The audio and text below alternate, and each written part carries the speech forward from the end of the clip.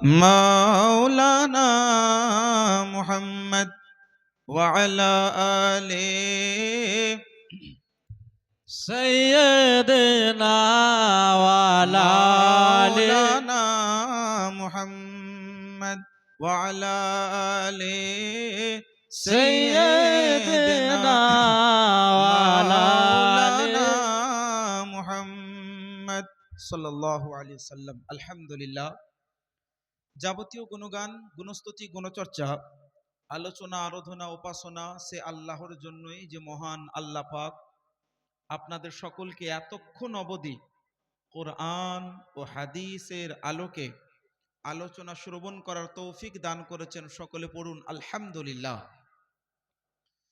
তারপরে পরেই শান্তির ধারা বর্ষিত হোক, অর্পিত হোক মহান নবী সাল্লাল্লাহু তাআলা আলাইহি সাল্লামের দরবারে, যিনি আমাদের সকলের মাথার তাজ, যিনি হচ্ছেন পথ প্রদর্শক, উম্মতের দরদি, শাফাআতের কান্ডারি, কবরের সাহায্যকারী, পাপীদের সুপারিশকারী, জগতের সম্মান, সমস্ত সৃষ্টির প্রতি দয়াবান জানাবে আকা ওয়া মাওলা জানাবে আহমদ মুজতাবা মুহাম্মদ মুস্তাফা সাল্লাল্লাহু আলাইহি সাল্লামের দরবারে কোটি কোটি বার দরুদ ও সালাম অর্পিত হোক। সকলে বলুন আল্লাহুম্মা আমিন।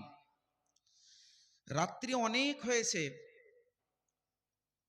অনেক বলতে যেহেতু অনেকক্ষণ ধরে আলোচনা হচ্ছে, তাই সম্ভবত আপনাদের মধ্যে অনেকেরই হয়তো এনার্জি কমে গেছে, অনেকের হয়তো ঘুম পাচ্ছে, অনেকের হয়তো যাওয়ার সময় হয়ে গেছে। আমি রিকোয়েস্ট করব অল্প কিছুক্ষণ যে আপনাদের সামনে জনাব ইকরামুলের আম্মা যেন 1000 টাকা দান করেছেন। নারায়ে তাকবীর, নারায়ে রিসালাত। 1000 টাকা দানকারী। আর এক দিলদারের মা 1000 টাকা দান করেছেন, মাশাআল্লাহ। আর একজন আল্লাহর বান্দি 500 টাকা দান করেছেন। বাকি অনেকেই বিভিন্নভাবে দান করেছেন। ইনশাআল্লাহ আমি শেষে দোয়া করে দেব। ইকোটা আরো একটু কমিয়ে দিন। বিষয়বস্তু হলো, আমি অত্যন্ত আনন্দিত যে আজকের মাহফিলের আয়োজক শুধুমাত্র সাধারণ মুসলমানগণ নয়, বরং উলামায়ে কেরামের জামাত। বলুন সুবহানাল্লাহ। সাধারণত এই সমস্ত মাহফিল আপনাদের মতো সাধারণ ব্যক্তিরা আয়োজন করেন, স্পেশালি যারা একটু আগ্রহী, একটু দানি। সেটা দানি বলতে শুধু মাল সম্পদের দানি নয়, মেহনত করার, পরিশ্রমের মাধ্যম দিয়ে, অর্থ ব্যয়ের মাধ্যম দিয়ে যারা এই ধরনের মাহফিল আয়োজন করে থাকেন এবং উলামায়ে কেরামদেরকে আপনারা ডেকে থাকেন। কিন্তু এই মাহফিলটির স্পেশালিটি কি জানেন? এই মাহফিলটির অত্যন্ত মানে আপনারাও সৌভাগ্যবান যে আপনারা উলামায়ে কেরামের আয়োজনে আয়োজিত মাহফিলের আপনার শ্রোতা। এটা একটা বিরাট বড় ব্যাপার। অনেক সময় এই উলামায়ে কেরামদের সম্পর্কে বলা হয় ইনারা খালি মাহফিল করেন না, ইনারা মাহফিল করানো। এই যে উলামায়ে কেরাম মাহফিলটা করেছেন, আমি শুনলাম প্রায় 12 বছর ধরে এই মাহফিলটি হচ্ছে। বলুন সুবহানাল্লাহ, আলহামদুলিল্লাহ। 12 বছর মানে একটি যুগ। 12 বছর ধরে মাহফিলটি চলছে এখন পর্যন্ত। এটা আল্লাহ পাক ইনাদের মাধ্যম দিয়ে আয়োজন করাচ্ছেন। এই মাহফিলটি এত বড় আকারে যে এনারা 12 বছর ধরে করছেন, কারণ কি? কি কারণে করছেন? একটাই কারণ, যে আপনাদের মতো যারা জ্ঞান পিপাসু, আপনাদের মধ্যে যারা ইলম পিপাসু, আমরা উম্মতে মুহাম্মদী সকলে এক কথায় মনে রাখবেন, যখন উম্মতের রাজনৈতিক ময়দানে তাদের প্রতিনিধিত্বের দরকার হয়, একজন আলিমে রব্বানি আপনাদের সর্বদা পাশে দাঁড়ায়। যখন আপনাদের বিপদ হয় রাজনৈতিক মহলে, রাজনৈতিক চাপে, আপনার এলাকায়, আপনার পাড়ায় আপনার বিরুদ্ধে কোন আইন লাগু হলে আপনার পাশে দাঁড়ায় একমাত্র আলিম রাব্বানি। এক কথায় বলতে পারেন, আপনাদের জীবনের প্রত্যেকটা মুহূর্তে, প্রত্যেকটা বিপদে আপদে একজন আলিমে দ্বীন কিন্তু পাশে দাঁড়ায়। এই যে মাহফিলটি, এর মাহফিলটির মহত্ব, স্পেশালিটি হচ্ছে এটাই যে একজন আলেম নয়, বরং এলাকার সমস্ত উলামায়ে কেরামের জামাত মিলে এই মাহফিলটা আপনাদের জন্য করছেন, যাতে আপনারা জ্ঞান অর্জন করতে পারেন এবং আপনাদের দ্বীন ইসলাম এবং সঠিক আকীদা আপনাদের হয়, এবং আপনাদের আকীদাগতভাবে কেউ কখনো গুমরাহ যাতে না করতে পারে, এর কিন্তু একটি প্রচেষ্টা বা উদ্দেশ্য বলতে পারেন আজকের এই মাহফিলটি। এই মাহফিলের সহায়ক অনেক থাকবেন, বিরোধীতে অনেক থাকবেন, যে কেন ওলামায়ে কেরামরা সাধারণ ব্যক্তিদেরকে নেয় না। কারণ সাধারণ ব্যক্তিকে নিলে ওখানে রাজনীতি ঢুকে যাবে, ওখানে পয়সা ঢুকে যাবে, ওখানে পদ ঢুকে যাবে, যে কে টিচার, কে ইঞ্জিনিয়ার, কে ডক্টর, কে বড় লোক, কে প্রধান, কে এমএলএ, কে কাউন্সিলর, কে আপনার মেম্বার, এইরকম ব্যাপার ঢুকে যাবে। কিন্তু যখন আলিমে দিন না প্রোগ্রাম করবেন, ওখানে সবাই কিন্তু সমান সমান একজন ইমাম, একজন আলেম হিসেবে আপনাদের পাশে দাঁড়াবে। এটা হচ্ছে এই প্রোগ্রামের একটি স্পেশালিটি, যেটা আমি বুঝতে পারলাম। আলহামদুলিল্লাহ, আপনার সহযোগিতা করে যাবেন যাতে এই মাহফিলটি এই 12 বছরে কেন 1200 বছর ধরে আল্লাহ পাক জারি ও কায়েম রাখেন, বলুন আমিন।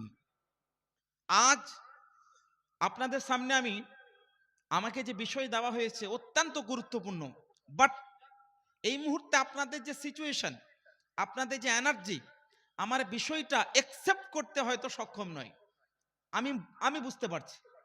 আজকে আমার বক্তব্যের বিষয় হলো আজমাতে মুস্তাফা, আল্লাহর নবী সাল্লাল্লাহু আলাইহি সাল্লামের মর্যাদা এবং বর্তমান বিভিন্ন ধরনের অনলাইন অ্যাপ্লিকেশন, অনলাইন অ্যাপস যেগুলো ব্যবহার করে আজকে আমাদের যুব সম্প্রদায় ধ্বংস হয়ে যাচ্ছে, সেই সমস্ত অ্যাপসগুলো সম্পর্কে আপনাদেরকে অবহিত করা। তো এই মুহূর্তে আমার বক্তব্যটি শুধু স্পেশালি ইয়াং জেনারেশনের জন্য নয়, বরং সর্বসাধারণের জন্য। আজকে যে যুবক ভাই বসে আছেন তার জন্য ইউ হ্যাভ টু অ্যাকসেপ্ট, আপনাকে গ্রহণ করতে হবে। অ্যান্ড যে গার্জেনরা বসে আছেন, প্যারেন্টস, আমি বলবো you have to apply in your son's life. আপনার পুত্রের, আপনার ছেলের জীবনে আজকের এই বক্তব্যটি আপনাকে অ্যাপ্লাই করতে হবে।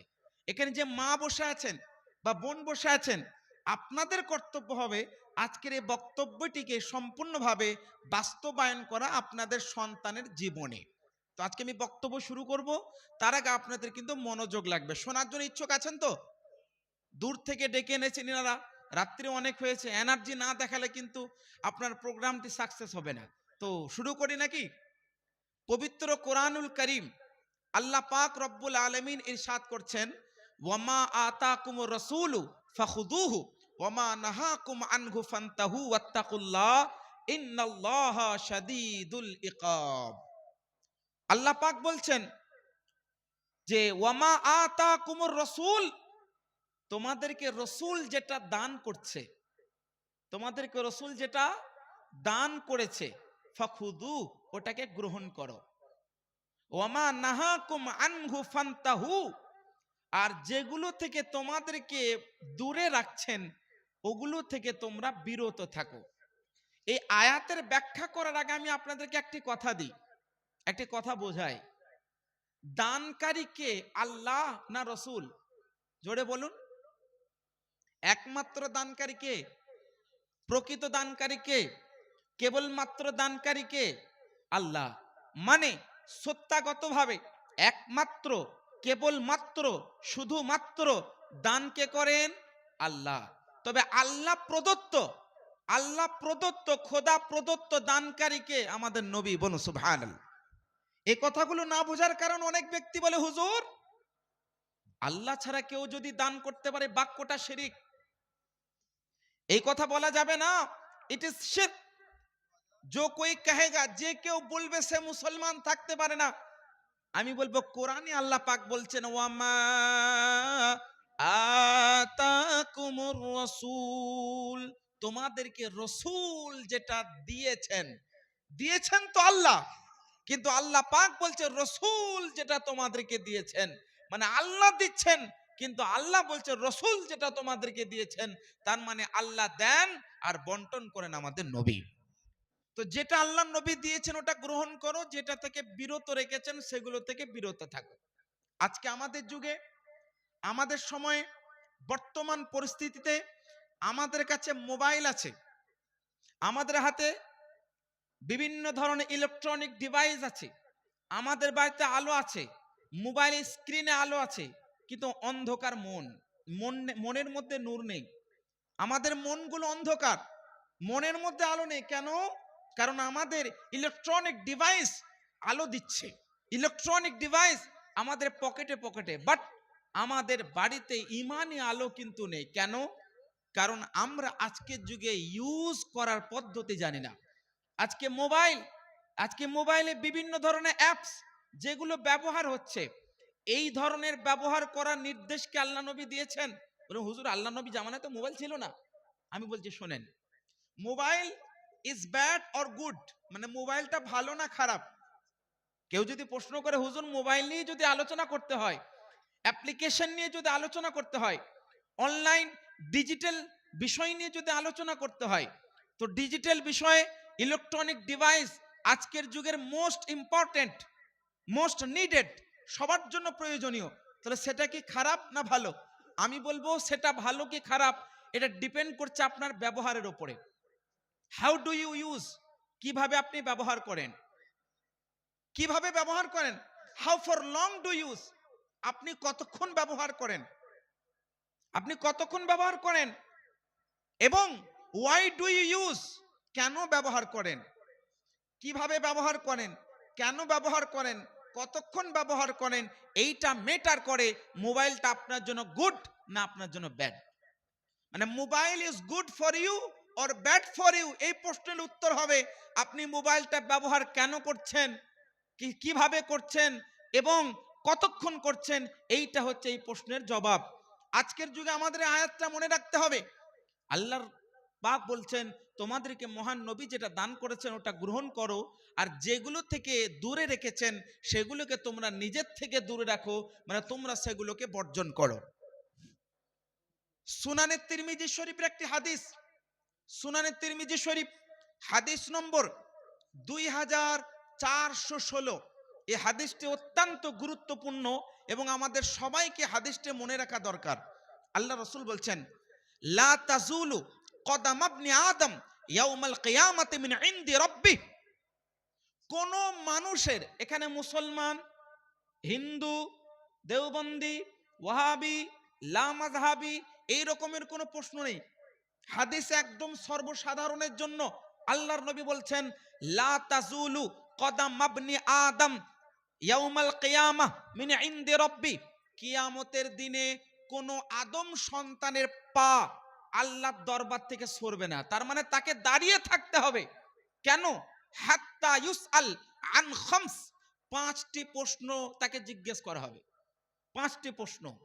তার মানে you will be answered, you will be question, তোমাকে প্রশ্ন করা হবে এবং তোমার দ্বারাতে উত্তর নেওয়া হবে। কয়টি জিনিস সম্পর্কে? পাঁচটি। মানে কিয়ামতের দিনে এমন কোনো মানুষ নেই যে পাঁচটি প্রশ্ন তাকে করা হবে না। পাঁচটি প্রশ্নের জবাব তাকে লাগবে। সে মহিলা হোক, সে পুরুষ হোক, সে মুসলমান হোক, সে হিন্দু হোক, সে বেধর্মী হোক, সে যেই হোক না কেন, পাঁচটি প্রশ্ন।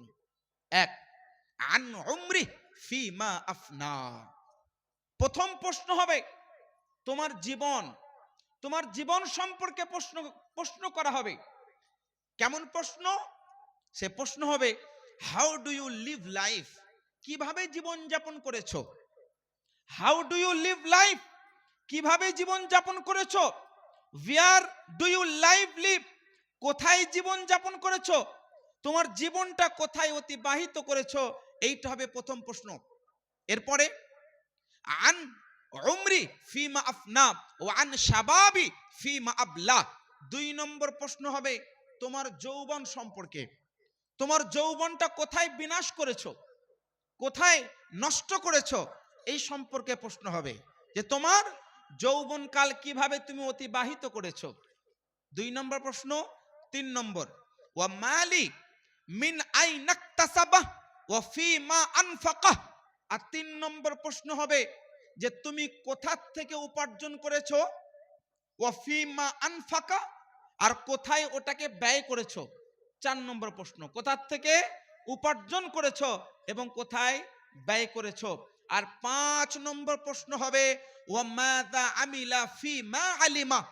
5 নম্বর প্রশ্ন হবে তুমি যে এই উলামায়ে কেরামের জলসায় বসে আছো, যে সমস্ত কোরআন হাদিসের বাণীগুলো শ্রবণ করলে ওই ইলম মোতাবিক কতটা আমল করেছো। তুমি যতটা ইলম অর্জন করেছো ওই ইলম মোতাবিক কতটা আমল করেছো। তাহলে মোট কথা আজকে আমাদের জীবন কিভাবে অতিবাহিত হচ্ছে এটাকে লক্ষ্য রাখতে হবে। যৌবনকাল কিভাবে অতিবাহিত হচ্ছে লক্ষ্য রাখতে হবে। কোথা থেকে উপার্জন করছি লক্ষ্য রাখতে হবে। কোথায় ব্যয় করছি লক্ষ্য রাখতে হবে। কতটা আমল করলাম এটা লক্ষ্য রাখতে হবে। আজকে 5টি জীবন সম্পর্কে 5টি প্রশ্ন সম্পর্কে আজকে অধিকাংশ ব্যক্তি বলবে আই ডোন্ট নো, জানি না। কেন? পড়ি না, শুনি বাট মনে রাখি না। এটাই প্রশ্নটা নাকি? বাট এইগুলো আমাদের মনে রাখতে হবে না? হবে না? এই 5টি জিনিস সম্পর্কে আমাদের অবগত হতে হবে। আল্লাহর রাসূল সাল্লাল্লাহু তাআলা আলাইহি সাল্লামকে আমাদের জন্য পাঠিয়েছেন। কেন? আল্লাহ রাসূল বলছেন, সহিহ বুখারী মুত্তাফাক আলাইহি হাদিস, সহিহুল বুখারী এবং সহিহ মুসলিম শরীফে হাদিসটি উল্লেখিত আছে। আল্লাহর নবী বলছেন ইন্নামা বুইস্তু লিউতিম্মা মাকারিমাল আখলাক। আরেকটি হাদিসের মধ্যে বলেন ইন্নামা বুইস্তু মুআল্লিমা, আমি হচ্ছি নবী, আমাকে পুরো সমগ্র কুল কায়নাতের শিক্ষক হিসেবে আল্লাহ পাক প্রেরিত করেছেন। সমগ্র কুল কায়নাতের সমগ্র ভূখণ্ডের আমাকে শিক্ষক হিসেবে আল্লাহ পাক দুনিয়ার মধ্যে প্রেরিত করেছেন। আমাদের সমস্ত টিচারের টিচার হচ্ছেন মহান নবী, সমস্ত বিজ্ঞানীদের বিজ্ঞানী হচ্ছেন আমাদের নবী, সমস্ত সায়েন্টিস্টদের সায়েন্টিস্ট হচ্ছেন আমাদের নবী। কারণ আমাদের নবী হচ্ছেন সায়েন্সের দাতা, জ্ঞানের দাতা, ইলমের দাতা। কারণ শিক্ষক হচ্ছেন আমাদের নবী। তো আজকে আমাদের প্রত্যেকটা যুবককে আমি বলবো, I request you have to apply in your life. আপনার জীবনে কথাগুলোকে বাস্তবায়ন করুন। কেন? কারণ মহান নবী বলেছেন আমি তোমাদের শিক্ষক, যেগুলো তোমাদেরকে শেখাবো ওই মোতাবিক তোমরা জীবন যাপন করো। আজকে দেখবেন আমরা মহান নবী সাল্লাল্লাহু আলাইহি সাল্লামের নাম নিই, নিজেকে মুসলমান বলি, নিজেকে আমরা বলি আমরা রসুলের পাকের প্রেমিক, রসুলের পাকের সম্মান বজায় রাখি। আজমাতে মুস্তাফা নবীর মর্যাদার মানে এটা নয় যে আপনি খালি মিলাদ পড়বেন বাস শেষ, কিয়াম পড়বেন বাস শেষ, দরুদ পড়বেন বাস শেষ। না, সুন্নতে রসুলকে আপনার জীবনে বাস্তবায়ন করবেন, এইটা হচ্ছে আসল আজমাতে মুস্তাফার বর্ণনা। শরীয়তে মুস্তাফা মোতাবেক জীবন যাপন করবেন, এটাই হচ্ছে আসল রসুলের পাকের মর্যাদা বর্ণনা করা। আমি সহিহুল বুখারীর একটি হাদিস পেশ করলাম, এরপর একটি হাদিস শুনেন। আল মুআজামুল কাবির লিত-তাবারানির মধ্যে একটি হাদিস বর্ণিত আছে। আল্লাহর নবী সাল্লাল্লাহু আলাইহি সাল্লাম ইরশাদ করেন ইকতানিম খামসান ক্বাবলা খামস। 5টি জিনিসের কদর বুঝো, 5টি জিনিসের কদর করো, কদর। আজকে দেখবেন আমাদের বিভিন্ন ক্ষেত্রে আমরা গ্রামের একজন যোগ্য বিজ্ঞ আলিমে দিন তার কদর করি না। করি কি? অনেকে করি না। কেন? গ্রামের ছেলে, আমার সামনে বড় হলো, আমার সামনে হাফ প্যান্ট পরে বড় হলো, আমার সামনে নামাজ পড়তে আসতো, আমার সামনে মাদ্রাসায় পড়তো, বাট কোনো কেয়ার করে না। কেন? এটা আমাদের গ্রামের ছেলে। কিন্তু মনে রাখবেন 5টি জিনিসের কদর করতে হয়। 5টি জিনিসের কদর যদি না করা হয়, এমন 5টি জিনিস প্রকাশ পাবে যে আপনি পছতাবেন, আফসোস করবেন, এই সময়টা পাবেন না। কেন জানেন? আল্লাহ রাসূল বলছেন ইগতানিম খামসান ক্বাবলা খামস। 5টি জিনিসকে তোমরা কদর করো। 1, শাবাবাকা ক্বাবলা হিরামিক। 1 নম্বর বিষয় হলো তোমরা যৌবনকালের কদর করো বৃদ্ধ হওয়ার আগে। এই নয় যে বয়স হয়ে গেলাম, I M A old man. হ্যাঁ, অনেকে বলে না I M a senior citizen, I M a senior person, so I will not do. এটা করো, বলছেন না না আমি বয়স হয়ে গেছে আমার, আমি বৃদ্ধ মানুষ, আমি পারি না, আমি সিনিয়র সিটিজেন, আমি ওল্ড ম্যান। আমি বলো ধুর, ওগুলো বাদ দাও। তুমি ওল্ড ম্যান হওয়ার আগে ইয়াং ম্যান ছিলা, তখন তো মাথায় রাখোনি। আল্লাহ রাসূল বলছেন ইগতানিম খামসান ক্বাবলা খামস শাবাবাকা ক্বাবলা হিরামিক। 1 নম্বরের কদর করো, তোমার যৌবন কাল এখন আছে, এখন তুমি কেয়ার করো যে তুমি এখন যুবক আছো। আল্লাহর রাসূল বলেছেন আন উমরি ফিমা আফনা ওয়া আন শাবাবি ফিমা আবলা। তোমার যৌবন সম্পর্কে প্রশ্ন হবে কোথায় বিনাশ করলে। এদিকে আল্লাহ রসুল বলছেন তোমরা যৌবনের কদর করো বৃদ্ধ হওয়ার আগে। এই নয় যে বয়স্ক কালে আমি নামাজ পড়তে পারছি না। আজকে দেখবেন মানুষ প্রশ্ন করে হুজুর চেয়ারে বসে নামাজ হবে, মানে এতদিনে নামাজ সে শুরু করবে আর কি, এতদিন নামাজ পড়েনি, বলছে হুজুর চেয়ারে বসে নামাজ পড়বো। কেন? আমি নামাজ শুরু করব এখন। তো এতদিন নামাজ পড়েননি? না না না, আমি তো এতদিনে বয়স্ক হলাম, এখন ঠিক মতো গুড়ি হতে পারছে না, রুকুতে যেতে পারে না, সাজদায় যেতে পারে না, ঠিক মতো আপনার নাকগুলো জমিনে লাগাতে পারে না, ঠিক মতো আঙ্গুলগুলো কিবলামুখী করতে পারে না, নানান প্রশ্নের মুখোমুখি হয় না, হয় না গো। দেখুন, যৌবনকালের ইবাদত আল্লাহর নিকটে এতটাই পছন্দনীয় যতটা বৃদ্ধকালের ইবাদত নয়। কেন? যৌবনকালে পারফেক্টলি, প্রপারলি, কমপ্লিটলি আদায় হয়। আপনি রুকুতে যাবেন, যৌবনকালে কমপ্লিটলি, প্রপারলি, একদম সম্পূর্ণভাবে আপনার রুকুটা আদায় হয়। সাজদায় যাবেন, সম্পূর্ণভাবে আপনার আদায় হয়। তো যৌবনকালে ইবাদতটা ভালো হয়, ইবাদতের আপনার প্রসেস, নিয়মগুলো সঠিকভাবে পালন করা হয়। তো আল্লাহ রসুল বলছেন তোমরা যৌবনকালের কদর করো বৃদ্ধ হওয়ার আগে। 2 নম্বর, আল্লাহ রসুল বলছেন ওয়াসিহহাতাকা ক্বাবলা সাকামিক। আর 2 নম্বর বিষয় হচ্ছে তুমি এখন সুস্থবান আছো, তুমি এখন শরীর ভালো আছে, তো তুমি বিমার হওয়ার আগে, রোগগ্রস্ত হওয়ার আগে, সুস্থ থাকাকালীন ওই সুস্থ থাকার সময়টাকে কদর করো।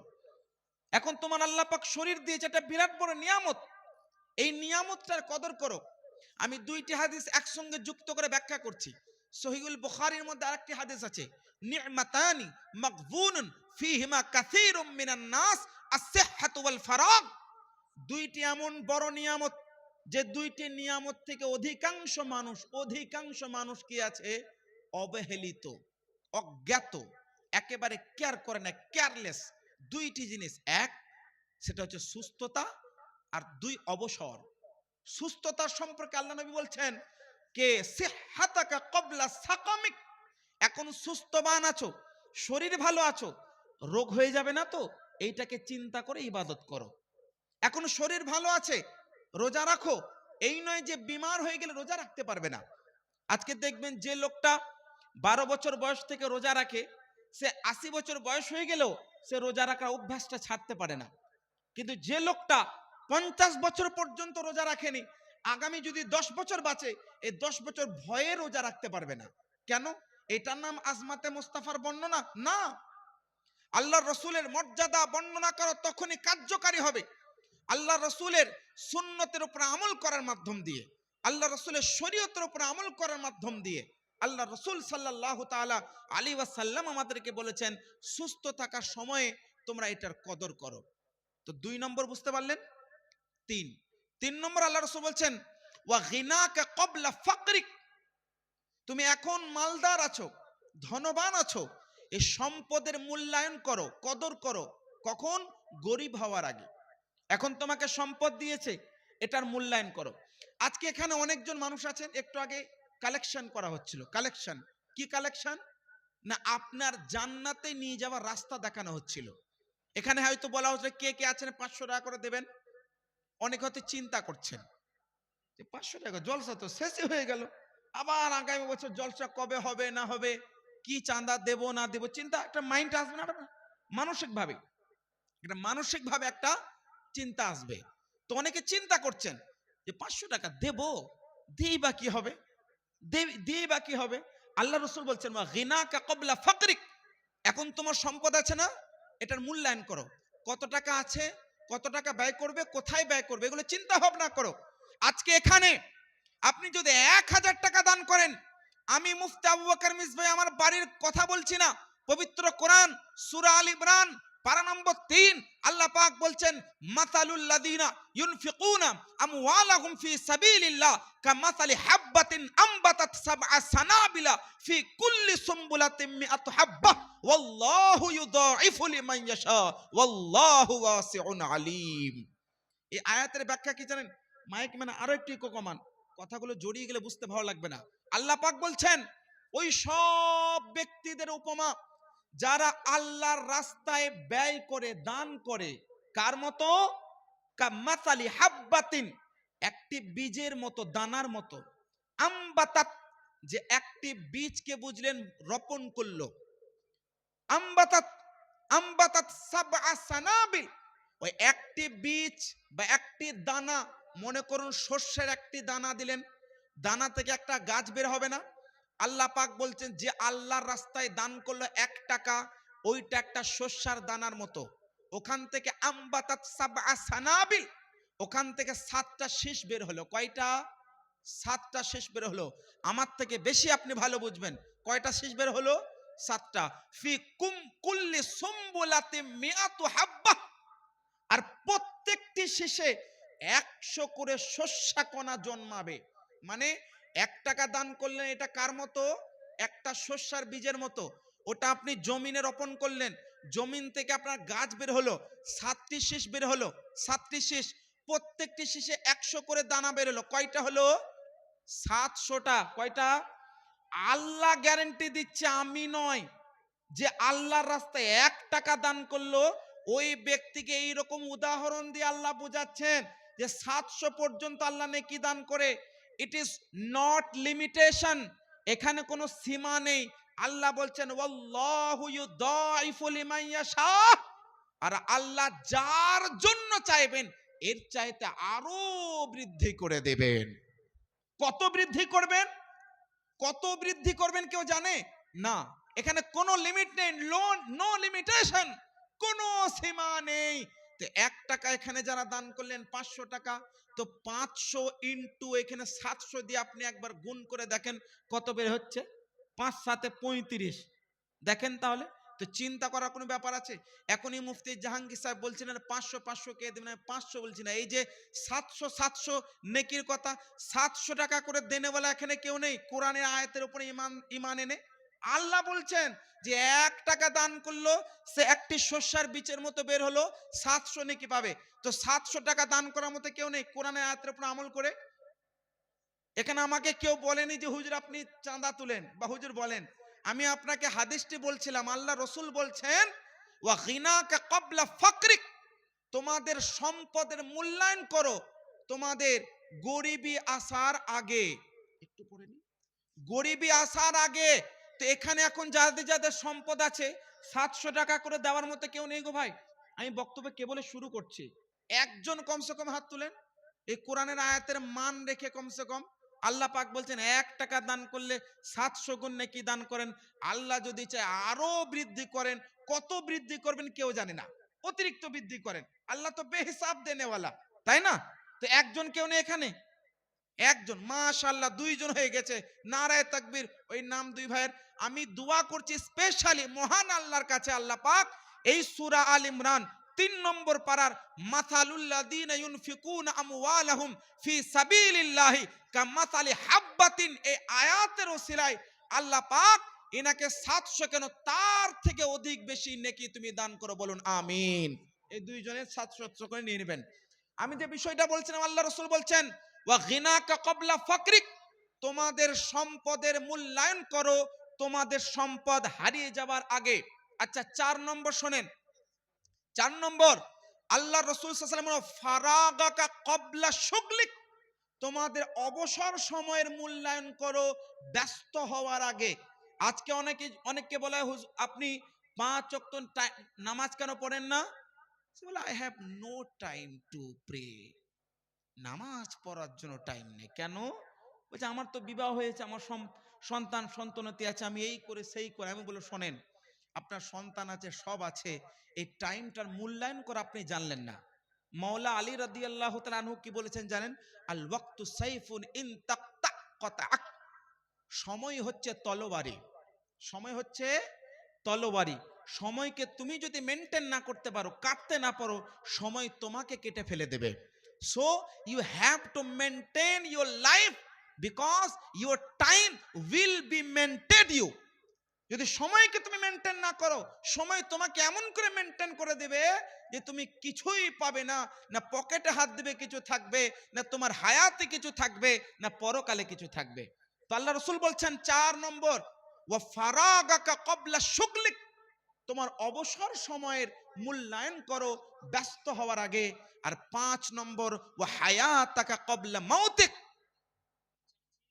মাশাআল্লাহ, মৌলানা সাহেবের চাচি আম্মা 700 টাকা দান করেছেন। আমি দোয়া করছি আল্লাহ কোরআনের আয়াতের ওসিলায় 700 কেন 7000 গুণ আল্লাহ পাক নেকি দান করবেন, বলুন আমিন। এই ভাই জানো 500 টাকা দান করেছেন বেনাম, যিনি দান করেছেন আল্লাহ ও বেনাম কো নাম ওয়ালা বানা দে, বলুন আমিন। বিষয় বলছিলাম 5 নম্বর, ওয়া হায়াতাকা ক্বাবলা মাউতিক। আর তোমাদের জীবনের মূল্যায়ন করো মৃত্যুর আগে।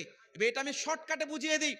সহিহুল মুআজামুল কাবির তাবারানি হাদিস, আল্লাহ রাসূল বলছেন ইকতানিব ক্বাবলা খামসান ক্বাবলা খামস, 5টি জিনিসের মূল্যায়ন করো। 1 নম্বর, শাবাবাকা ক্বাবলা হিরামিক, অর্থাৎ যৌবনকালের তোমরা মূল্যায়ন করো বৃদ্ধ হওয়ার আগে। আর তারপরে 2 নম্বর বিষয়, ওয়া সিহহাতাকা ক্বাবলা সাকামিক, তোমাদের সুস্থ সময়টাকে, সুস্থ শরীরের মূল্যায়ন করো অসুস্থ হওয়ার আগে। ওয়া গিনাকা ক্বাবলা ফাকরিক, তুমি সম্পদের মূল্যায়ন করো দরিদ্র হওয়ার আগে। ওয়া ফারাগা ক্বাবলা শুগলিক, আর তোমার এখন অবসর টাইমের মূল্যায়ন করো ব্যস্ত হওয়ার আগে। ওয়া হায়াতাকা ক্বাবলা মাউতিক, মৃত্যুর আগে জীবনের মূল্যায়ন করো, বলুন সুবহানাল্লাহ। এই 5টি জিনিসের প্রতি আমরা কিন্তু খেয়াল রাখি না। এই 5টি জিনিসকে আমরা ভুলে বসে থাকি। আর আমরা নিজে বলি সুন্নি মুসলমান। আরে ভাই, সুন্নি মুসলমান তখনই তোমার কাজে আসবে যখন রাসূলের পাকের শরীয়ত, রাসূলের পাকের মুহাব্বতে তুমি পালন করবে, তখনই তোমার এই সুন্নি মুসলমান বলাটা কার্যকারী হবে। সুতরাং এক ভাই দান করেছেন 200 টাকা, 1 বস্তা সিমেন্ট। মাশাআল্লাহ, আল্লাহ পাক কবুল করুক, আল্লাহ পাক ওনার এই দান খায়রাত কবুল করুক। বিষয়বস্তু হলো এটাই যে 5টি জিনিসের মূল্যায়ন করতে বলেছেন মহান নবী সাল্লাল্লাহু আলাইহি সাল্লাম। আজকে বুঝলেন বর্তমান ইয়াং জেনারেশন যে পরিস্থিতি, আজকে আমরা রাসূলের পাকের শরীয়ত থেকে এত দূরে, রাসূলের পাকের শরীয়ত থেকে এত বেশি পিছিয়ে গেছে আমরা যে শরীয়ত সম্পর্কে ভাবি না। আজকে বিভিন্ন ধরনের অ্যাপ বেরিয়েছে, অ্যাপ। প্রথম ইউটিউব মানুষের ঘরে ঘরে, মানুষের মোবাইলে, ফেসবুক মানুষের মোবাইলে, মানুষের ঘরে ঘরে, ইনস্টাগ্রাম, টেলিগ্রাম, স্ন্যাপচ্যাট, বিভিন্ন ধরনের অ্যাপ্লিকেশন আছে না নেই? এই অ্যাপ্লিকেশনগুলো মানুষ যদি ভালো কাজে ব্যবহার করে তো ভালো, খারাপ কাজে ব্যবহার করলে খারাপ। ফেসবুক আমরাও ইউজ করি, ইউটিউব আমরাও ব্যবহার করি, কেন? শরীয়ত প্রচারের জন্য, উলামায়ে কেরামের বক্তব্য ছাড়ার জন্য, দ্বীন ইসলামের প্রচারের জন্য। যদি ভালো কাজে ব্যবহার করেন তো ভালো, কিন্তু খারাপ কাজে ব্যবহার করলে খারাপ। আজকে যুগে খারাপ ভাবে ব্যবহার হচ্ছে না? আমি 2-1টি উদাহরণ দিই। আজকে দেখবেন ছেলের কাছে ইউটিউব, বাবার কাছে ইউটিউব, মায়ের কাছে ইউটিউব। আর আগেকার যুগে ইবলিশ শয়তান বুঝলেন জঙ্গলে থাকতো, মাঠে ঘাটে থাকতো, রাস্তায় থাকতো। আজকের যুগে বুঝলেন ইবলিশ শয়তান মাঠে ঘাটে জঙ্গলে নয়, আপনার মোবাইলে স্ক্রিনে থাকে। আজকের যুগে ইবলিশ শয়তান শুধু জঙ্গলে আর ঘরে আর বাড়িতে রাস্তায় না, আপনার মোবাইলের স্ক্রিনে আছে। সময়ে সময়ে শয়তান অনেক ধরনের অস্ত্র পাল্টায়। আজকের যুগের শয়তানের অস্ত্র হচ্ছে এই অ্যাপ্লিকেশনগুলো, এই সমস্ত অ্যাপসগুলো। কেন? তার কারণ প্রথমে স্ক্রল ডাউন হয়, তারপরে গুনাহের দিকে ধাবিত হয়, ধীরে ধীরে গুনাহের দিকে আসক্ত হয়। মনে রাখবেন পবিত্র কোরআন সূরায়ে নূর আয়াত নম্বর 30 আল্লাহ পাক ইরশাদ করেন, কুল্লিল মুমিনিনা ইয়াগুদ্দু মিন আবসারিহিম ওয়া ইয়াহফাযু ফুরুজাহুম। আল্লাহ পাক বলছেন, হে নবী, আপনি সমস্ত মুমিন মুসলমানদেরকে এলান করুন তারা যাতে নিজেদের চক্ষুগুলো নিচু রাখে এবং নিজের যৌনাঙ্গের হেফাজত করে। আমি আজকে উদাহরণ দিয়ে বোঝাই। আজকে মোবাইল ইউটিউবে স্ক্রল ডাউন করছে, ফেসবুক স্ক্রল ডাউন করছে, ইনস্টাগ্রাম স্ক্রল ডাউন করছে, বুঝলেন? নানান ধরনের নোংরামি, নানান ধরনের বেহায়াপনা, নানান ধরনের লজ্জাহীনতা, নানান ধরনের পর্দাহীনতা, বিভিন্ন ধরনের ভিডিওস, বিভিন্ন ধরনের শর্টস রিলস, বিভিন্ন ধরনের শর্টস ফিল্ম, বিভিন্ন ধরনের আসছে। আজকে যুব সম্প্রদায় প্রথমে তার চক্ষুর গুনাহটা করছে, স্ক্রল ডাউন করে চক্ষুর গুনাহ করছে। আজকে যদি তারা ইসলামিক কন্টেন্ট দেখতো তো তার মোবাইলে ইসলামিক বিষয় আসতো, কিন্তু আজকে কি হয়? ইসলামিক কন্টেন্ট একটা দেখলে পারে 9খানা বুঝলেন নোংরামি ভিডিওর আসক্ত, যার কারণে তার মোবাইলে একটা ইসলামিক ভিডিও এলে 9খানা তার কাছে নোংরামি ভিডিও আসে। তো এগুলোতে চক্ষুর গুনাহ হয় না, হয় না? দেখুন, গুনাহ শুধু গুনাহ নয়, জেনাও হয়। বলবেন তাই? হ্যাঁ, জেনা শুধু নির্দিষ্ট লিঙ্গ দিয়ে হয় না। মুত্তাফাক আলাই হাদিস, সহিহ বুখারী সহিহ মুসলিমে হাদিস, আল্লাহর রাসূল সাল্লাল্লাহু আলাইহি ওয়াসাল্লাম ইরশাদ করেন, আল আইনানি তাজনিয়ান ওয়ার রিজলানি তাজনিয়ান ওয়াল ইয়াদানি তাজনিয়ান ওয়াল ফারজু ইয়াজনি। এর মানে হচ্ছে তোমার দুই চক্ষু জেনা করে, দুই হাত জেনা করে, দুই পা জেনা করে, তোমার লিঙ্গ জেনা করে। কিন্তু মনে রাখবেন, চক্ষুর জেনা হয় জেনা দেখলে, হাতের জেনা হয় ওই জেনার জিনিসটা দেখার জন্য ধরলে, পায়ের জেনা হয় জেনার দিকে গেলে। তো এইগুলো জেনা শুধুমাত্র লিঙ্গ দিয়ে হয় না। আজকে মানুষ এত বেশি অজ্ঞ, এই সমস্ত জিনিসগুলো থেকে অসচেতন। আজকে আপনাদেরকে সচেতন করার জন্য আজকে আপনাদের এলাকার উলামায়ে কেরামরা এই বিষয়বস্তুটা উপস্থাপন করার জন্য আমাকে দিয়েছে। মাথায় রাখতে হবে, আল্লাহ রাসূল সাল্লাল্লাহু আলাইহি ওয়াসাল্লাম বারণ করেছেন কেন? কারণ চোখে জেনা হয়। কোরআনের একটি আয়াত আল্লাহ পাক বলছেন, পবিত্র কোরআন সূরা ইসরা পারা নম্বর 15, আল্লাহ পাক বলছেন, ওয়ালা তাকরাবুল ফাওয়াহিশ ওয়ালা তাকরাবুজ জিনা ইন্নাহু কানা ফাহিশাতান ওয়া সাআ সাবিলা। জেনা করা তো দূরে থাক, জেনার নিকটে তোমরা যেও না, কারণ সবথেকে নিকৃষ্ট কাজ হচ্ছে এটা। জেনা করো না বলেননি, জেনার নিকটে যেও না। তার মানে যে কাজটা জেনার দিকে যায় ওই কাজটা করাও হারাম। জেনা যেমন হারাম, যে কাজটা জেনার দিকে নিয়ে যায় সেটাও হারাম। সুতরাং আজকে এগুলো আমাদের খেয়াল রাখতে হবে। আজকে মনে করছেন যে মোবাইলে দেখলাম না, আজকে মোবাইলে অনেক কিছু হয়। আজকে মোবাইল আমি পুরোপুরি রিসার্চ করে গবেষণা করে আজকে আপনার সামনে উপস্থাপন করছি, কারণ জনসঙ্গম কম আছে বলে আমি অল্প সংকীর্ণ বিষয় তুলে ধরছি। বিভিন্ন অ্যাপ্লিকেশন আছে আজকে বুঝলেন, প্রথমে চ্যাটিং হয়, চ্যাটিং মেসেজের মাধ্যমে, চ্যাটিং হলো অন্তরে জেনা হয়। ধীরে ধীরে চ্যাটিং এর মধ্যে মেসেজের মাধ্যম দিয়ে মানুষের কি হয়, মুলাকাত, টাইম টেবিল সেট হয়, অমুক দিনে সাক্ষাৎ হবে। এইভাবে মানুষের জেনার মধ্যে লিপ্ত হয় না, হয় না? তো মানুষের অপরিচিত অপরিচিতা যার সঙ্গে বুঝলেন মোবাইলে রিলেশন তৈরি হচ্ছে, মোবাইলে বুঝলেন এইরকম রিলেশনশিপ হচ্ছে, আর এইভাবে নানান ধরনের গুনাহের মধ্যে মানুষ যুক্ত হচ্ছে না, হচ্ছে না? তো এই রকমের কন্টেন্ট দেখলে, এই রকমের চ্যাটিং করলে পারে ওই ব্যক্তির জন্য ওইভাবে মোবাইল ব্যবহার করা জায়েজ হবে না। তো মোবাইল হারাম নয়, মোবাইল না জায়েজ নয়, মোবাইল আমরাও রাখি, মোবাইল সবার কাছে আছে। মোবাইল হারাম কখন হবে? যখন আপনি হারাম কাজে ব্যবহার করবেন। মোবাইল আপনার জন্য হালাল, কারণ মোবাইলটা মোস্ট ইম্পর্টেন্ট। মোবাইল ছাড়া আজকে জীবন চলবে না। মানুষের একটা অঙ্গের মতো হচ্ছে মোবাইল, কারণ মোবাইলটা এমন হয়ে গেছে আজকে। কিন্তু মোবাইল ব্যবহার কিভাবে করছেন এইটা সব থেকে বড় ম্যাটার রাখে। মক্কার ইতিহাস আপনারা পড়েছেন, অনেকে শুনেছেন। মক্কাতে তো মদ পান করা, কুফর, শিরক তো ছিলই, এগুলো তো জানেনি। চারটে প্রসিদ্ধ গুনাহ ছিল, চারটে প্রসিদ্ধ গুনাহ। চারটে প্রসিদ্ধ গুনার মধ্যে এক নম্বর গুনাহ ছিল জুয়া, প্রসিদ্ধ গুনাহ। 2 নম্বর গুনাহ ছিল ব্যভিচার, যেটাকে জেনা বলা হয়। আর 3 নম্বর গুনাহ, যেটা আপনার মক্কার কাফের মুশরিকদের যে 3 নম্বর গুনাহটা ছিল, সে 3 নম্বর গুনাহটা হচ্ছে আপনার নারীদের অবমূল্যায়ন, মূল্যায়ন না করা, নারীদেরকে সম্মান না দেওয়া। আর 4 নম্বর গুনাহ, এই 4 নম্বর গুনাহ যেটা, 4 নম্বর গুনাহ হচ্ছে নির্লজ্জতা, বেহায়াপনা। এই চারটে সব থেকে বড় গুনাহ ছিল না মক্কায়। আর ওই সমস্ত মক্কার গুনাহগুলো আজকে ফিরে আসছে না।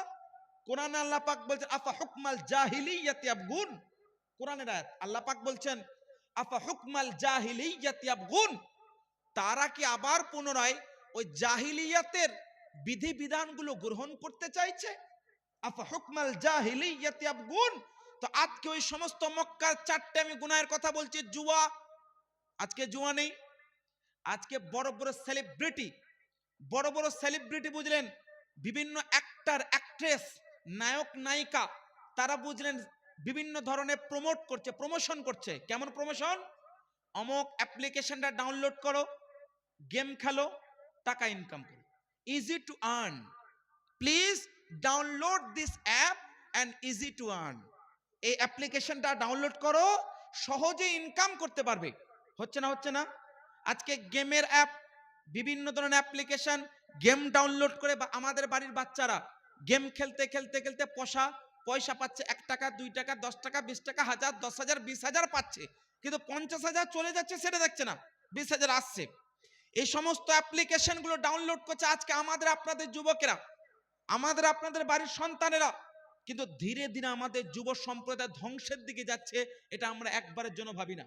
কোরআনে আল্লাহ পাক বলছেন ওয়ালা তুলকু বিআইদিকুম ইলা তাহলুকা, জেনে বুঝে নিজের হাতগুলোকে ধ্বংসের দিকে নিয়ে যাও না।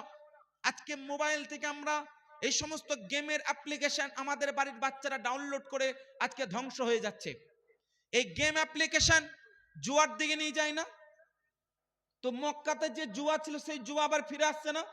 কোরআনে আল্লাহ পাক বলছেন ইয়া ইয়া আইয়ুহাল্লাযীনা আমানু, আরেক জায়গায় আল্লাহ পাক বলছেন ইন্নামাল খামরু ওয়াল মাইসিরু ওয়াল আনসাবু ওয়াল আজলামু রিজসুম মিন আমালিশ শাইতান। আল্লাহ পাক বলছেন ইন্নামাল খামরু ওয়াল মাইসির, নিশ্চয়ই মদ্য মানে মদ এবং জুয়া, ওয়াল আনসাব ওয়াল আজলাম, এই সবগুলো জুয়ারি পদ্ধতি, রিজসুম মিন আমালিশ শাইতান, শয়তানের নাপাক আমল। এগুলো শয়তানের নাপাক আমল, শয়তানের নাপাক পদ্ধতি। আর এই সমস্ত জুয়ার পদ্ধতি আজকে মডিফাই করে, ডিজিটাইজ করে আজকে আমাদের স্ক্রিনে আসছে না, আসছে না?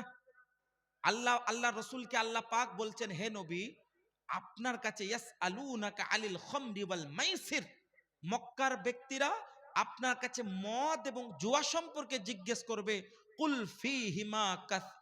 ফীহিমা ইসমুন কাবীর, আপনি তাদেরকে বলুন এই দুইটার মধ্যে মহা পাপ রয়েছে। তো আল্লাহ পাক কোরআনে এই জুয়াকে হারাম বলেছেন, আর হাদিস শরীফের মধ্যে এই হাদিসের ব্যাখ্যায় একাধিক মুহাদ্দিসিনে কেরাম বলেছেন কুল্লু লাইবিন ওয়া লাহবিন হারাম ইল্লা সালাস, সব রকমের খেলা হারাম, সব রকমের খেলকুদ হারাম, একমাত্র 3টে খেলা হালাল। 3টে খেলা হালাল। সেই 3টে খেলার মধ্যে কি কি? একটা হচ্ছে আপনার রামিউস সাহামে বিকাউসি, অর্থাৎ তীর নিক্ষেপ করা শেখা। আর 2 নম্বর ঘোড়া প্রশিক্ষণ, মানে ঘোড়া উপরে চেপে ঘোড়া চালানো শেখা। আর 3 নম্বর নিজের স্ত্রীকে সময় দেওয়া। এই 3টি খেলা ব্যতীত সমস্ত রকমের খেলা, সমস্ত রকমের গেমস হচ্ছে হারাম, খেলা যাবে না। কিন্তু আজকের যুগে জুয়া, এই সমস্ত জুয়ার পদ্ধতি যেগুলো মক্কার যুগে ছিল, ওই জুয়া, ওই খেলা, ওই গেমস আবার পুনরায় ফিরে এসছে না, আসেনি?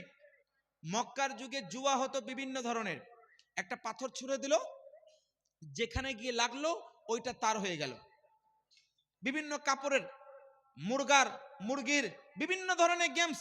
কিন্তু আজকের যুগে গেমস কি? ডিজিটাইজ, মডিফাইড, আমাদের জন্য মডিফাইড, ডিজিটাইজ, পুরো একদম নিত্য নতুন পদ্ধতিতে আমাদের সামনে উপস্থাপন করা। মোবাইল স্ক্রিনে একটা ক্লিক মারবেন ডাউনলোড হয়ে গেল, আর একটা ক্লিক মারবেন ওপেন হয়ে গেল, আর ক্লিক মারছেন খেলা হচ্ছে, এক ক্লিকে খেলা। বেট, ক্রিকেটের বেট, ফুটবলের বেট, এক একটা বুঝলেন ক্রিকেটার, ফুটবলার, তাদেরকে আবার বেট লাগানো হচ্ছে যে অমক অমক, আমি যত নাম জানি না, কিন্তু বিভিন্ন যেগুলো আপনার সেলিব্রিটি আছে তাদের নাম নিয়ে বলছে অমক ক্রিকেটার না বিরাট কোহলি, তাকে এত হাজার লাগাও, তাকে অত হাজার লাগাও, বিভিন্ন ধরনের বেট। এগুলো হচ্ছে না, হচ্ছে না? সব হারাম। আজকে মোবাইলে হচ্ছে এগুলো। তো আজকে আমাদের নজরদারি করার দরকার আছে না নেই? আপনারা আমরা প্যারেন্টস হিসেবে যারা সন্তানের পিতা হয়েছেন, আপনাদের আমাদের নজরদারি করা দরকার আছে না নেই? দরকার আছে। এগুলো হচ্ছে দায়িত্ব। আল্লাহ রসুল বলছেন কুল্লুকুম রাইন ওয়া কুল্লুকুম মাসউলুন আন রাইয়াতি, you all of you have responsibilities, আপনাদের সবার মধ্যে কিছু না কিছু দায়িত্ব আল্লাহ পাক দিয়েছেন, আর আপনাদের প্রত্যেককেই ইউ উইল বি কোশ্চেন, সবাইকে প্রশ্ন করা হবে আপনার দায়িত্ব সম্পর্কে। মোবাইলটাও একটা আমাদের জিম্মেদারি, মোবাইল সম্পর্কেও প্রশ্ন হবে। কেন? মোবাইল চোখ দিয়ে দেখি, কান দিয়ে শুনি, মুখ দিয়ে বলি, আর আল্লাহ পবিত্র কোরআনে মহান আল্লাহ পাক ইরশাদ করছেন, ইন্নাস সামআ ওয়াল বাসারা ওয়াল ফুআদা কুল্লু উলাইকা কানা আনহু মাসউলা। কোরআনের আয়াত। আল্লাহ পাক বলছেন ইন্নাস সামআ, নিশ্চয় কান, ওয়াল বাসারা, নিশ্চয় চক্ষু, ওয়াল ফুআদ, এবং অন্তঃকরণ, উলাইকা কানা আনহু মাসউলা, এবং এদের প্রত্যেকটি সম্পর্কে তোমাদেরকে জিজ্ঞাসা করা হবে। সবাইকে জিজ্ঞাসা করা হবে। আমাদের কান কি শুনলো, আমাদের চক্ষু কি দেখলো, আমাদের হৃদয়টা কি চিন্তা ভাবনা করলো। এই যে মোবাইল, এখন মনে হচ্ছে না জীবন নেই, মোবাইলের তো কোনো জীবন নেই, মোবাইলটা তো আপনি ব্যবহার করছেন। হ্যাঁ, it is only electronic device, তার মধ্যে কোনো জীবন নেই, তার মধ্যে কোনো জীবন নেই, তার মধ্যে কোনো রকমের কোনো সেন্স নেই। It have no senses. কিন্তু আপনি চালাচ্ছেন ওই মোবাইলটা, আপনার বিপক্ষে আল্লাহর দরবারে সাক্ষী দেবে। কেন?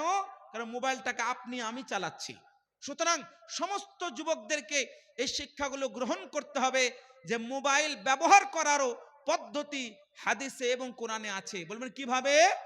মোবাইল তো রসুলের জামানায় ছিল না, কিন্তু রসুলের জামানায় এটা তো ছিল যে কান দিয়ে কি শুনবে, এটা তো ছিল চোখ দিয়ে কি দেখবে, এটা তো ছিল মুখ দিয়ে কি বলবে। মহান নবী শুধু নামাজ শেখাননি, মহান নবী শুধু রোজা শেখাননি, মহান নবী শুধু যাকাত দেওয়া শেখাননি, মহান নবী শুধু হজ করা শেখাননি। মহান নবী বলেছেন Quran is the complete code of your life. পুরো আপনাদের জীবনের নীতি রীতি হচ্ছে কোরআন। মহান নবী পুরো কোরআনের মধ্যে জীবন যাপনের ব্যবস্থা আল্লাহর কাছ থেকে আমাদের কাছে নিয়ে এসেছেন। কেন? আমরা কিভাবে চলবো, আমরা কিভাবে বলবো, হাউ টু ওয়াক, কিভাবে কাজ করব, হাউ টু ডু, কি করব, কিভাবে করব, কোরআন আমাদেরকে শেখায়। হাউ টু ইট, কিভাবে খাবো, কোরআন আমাদেরকে শেখায়। হাউ টু টেক টি, কিভাবে পান করবেন, চা খাবেন, সেটাও কোরআন আমাদেরকে শেখায়, সেটাও আমাদেরকে হাদিস শেখায়। হাউ টু স্পিক, কিভাবে বলবেন, কোরআন আমাদেরকে শেখায়। হাউ টু আস্ক, কাউকে জিজ্ঞেস করবেন তো কিভাবে করবেন, কোরআন শেখায়। হাউ টু রেসপেক্ট, কারো সম্মান করবেন তো কিভাবে, কোরআন আপনাদেরকে শেখাচ্ছে। কারণ কোরআন আমাদেরকে সব কিছু শেখায়। সুতরাং যতই রকমের ইলেকট্রনিক ডিভাইস বেরিয়ে যাক না কেন, যতই মডিফাইড, যতই আপনার টেকনোলজি যুক্ত হোক, যতই নতুন নতুন আবিষ্কার করা হোক, কিন্তু কোরআনের বাইরে কিছু যেতে পারবে না। কারণ কোরআন সমগ্র উম্মতের, সমগ্র বান্দার, সমগ্র মানব জিন জাতির জন্য কিয়ামত পর্যন্ত আবিষ্কার হওয়া সব কিছুর বিষয়ের পদ্ধতি রীতি নীতি কোরআনে আছে। ওই জন্য আমাদের ভাবতে হবে। আজকে যুব সম্প্রদায় নানান ধরনের ব্যবসা শুরু করেছে। আমি একটা কথা বললাম, মক্কার যুগে জুয়া ছিল আর আজকের যুগে জুয়া চলে এসছে। আচ্ছা, 2 নম্বর, মক্কার যুগে ব্যভিচার ছিল, ব্যভিচার মানে জেনা, ধর্ষণ। আজকে নেই, আজকে মোবাইলের মাধ্যমে আছে, বিভিন্ন অ্যাপ্লিকেশন আছে, বুঝলেন, কুইকলি ডাউনলোড হয়, এক ক্লিকে ডাউনলোড হয়, এক ক্লিকে ওপেন হয়। আবার এক ক্লিকে অপরিচিত মহিলার কাছে কল যায়, অপরিচিত মহিলা আপনাকে কল দেয়। এরকম নানান ফাংশন আছে, নানান ধরনের বিভিন্ন অ্যাপ্লিকেশন আছে। বিভিন্ন অ্যাপ্লিকেশনের মাধ্যমে এইরকম নানান ভাবে, বুঝলেন, আজকে যুব সম্প্রদায় ধ্বংস হয়ে যাচ্ছে, নিজের চরিত্র নষ্ট করছে, নিজের জীবন নষ্ট করছে, এবং নিজের সমস্ত রকমের, বুঝলেন, নিজের আপনার পুরো ক্যারিয়ারটাকে নষ্ট করে দিচ্ছে শুধুমাত্র মোবাইলে কিছু অ্যাপ্লিকেশনের মাধ্যম দিয়ে। তো ব্যভিচার ছড়াচ্ছে না, ছড়ায় না? ব্যভিচারও ছড়াচ্ছে। তো জুয়াও মক্কার যুগে ছিল, ব্যভিচার মক্কার যুগে ছিল, আবার পুনরায় এগুলো তৈরি হচ্ছে। 3 নম্বর, মক্কার যুগে নারীর অবমূল্যায়ন, নারীর অসম্মান আজকের যুগেও আছে। আজকের যুগে নেই। আজকে আমাদের বাড়ির বোন, আমাদের বাড়ির মেয়ে, আমি বলবো সাবধান, সাবধান হয়ে যান, কোন ছবি পোস্ট করবেন না। আপনি হচ্ছেন পর্দায় থাকা জিনিস, কিন্তু আপনি একটা ছবি পেশ করছেন আজকে সোশ্যাল মিডিয়ায়, এত ভয়ঙ্কর। আপনার একটা ছবি যদি জীবনে কখন আপনি গুগলে ছেড়েছেন, আপনার ছবিটা অপব্যবহার করা যেতে পারে না, পারে না?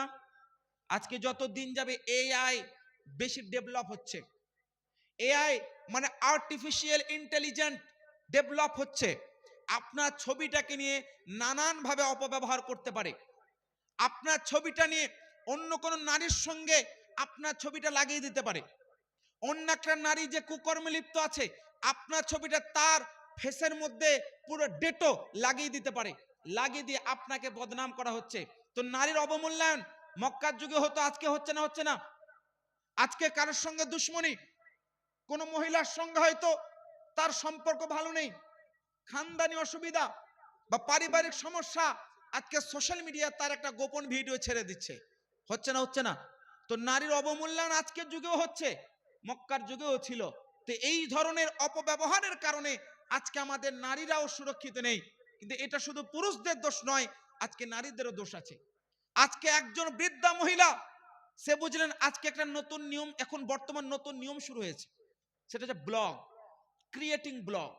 ব্লগ ক্রিয়েট করো, ব্লগ ক্রিয়েট করার পরে ব্লগ ভিডিও বানানোর পরে ওটাকে ছাড়ো।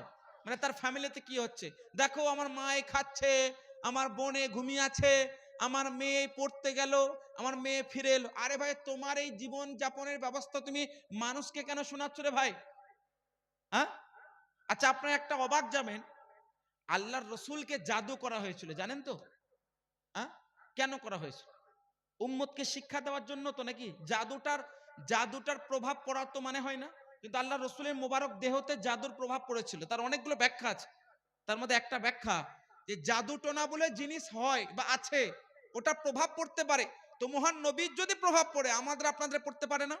আপনি দেখাচ্ছেন আমার মেয়ে ঘুমিয়ে আছে, আমার আমার বোন পড়তে গেল, এই এলো সেই এলো। আরে ভাই, তোমার মেয়ে তোমার বোন এদের উপরে জাদু টোনা হতে পারে না? হতেই তো পারে। তো বিভিন্ন ধরনের আমি তো এআই দিয়ে অপব্যবহার হতেই পারে, তার সাথে সাথে এইগুলোও হতে পারে। তো আজকে আমাদের নিজেরা, আজকে আমরা সুরক্ষিত নেই, আজকে নিজেরাই সেফ নেই, আমরা নিজেরাই নিজেদের ফ্যামিলিকে ধ্বংসের দিকে নিয়ে যাচ্ছি। এ ব্লগ করা হারাম, ব্লগ ভিডিও ছাড়া হারাম, কারণ এগুলোর মধ্যে নির্লজ্জতা ছড়ায়, পর্দাহীনতা ছড়ায়, বেহায়াপনা ছড়ায়। এগুলো হচ্ছে হারাম, আসাদ হারাম। এক তো আপনার বেপর্দা হয়, 2 নম্বর আপনি দায়ুস হলেন। আল্লাহ রসুল বলছেন 3 ধরনের ব্যক্তি কখনো জান্নাতে যেতে পারবে না, 3 ধরনের ব্যক্তি কখনো জান্নাতে যেতে পারবে না। তার মধ্যে একটি ব্যক্তি, এক ধরনের মানুষ যে জান্নাতে যেতে পারবে না, সে হচ্ছে দায়ুস। দায়ুস কাকে বলা হয়? মনে করুন কারোর স্ত্রী বা কারোর বোন বা কারোর মেয়ে বা কারোর মা, এক কথায় ওই পুরুষের অন্তর্গত যতজন মহিলা আছে, মা, বোন, মেয়ে, কন্যা যে আছে, এনাদের বেপর্দাতে সহযোগিতা করে। তার মেয়ে অল্প শর্ট ড্রেস পরে বাড়ি থেকে বেরিয়ে যাচ্ছে, একজন ভাই হিসেবে, একজন বাবা হিসেবে নিষেধ করার অধিকার ছিল না? ছিল না? সে যদি নিষেধ না করে অথবা চুপ থাকে, ওই ব্যক্তি হচ্ছে দায়ুস। দায়ুস মানে সে জান্নাতে যাবে না। এটা আল্লাহ রসুলের হাদিস।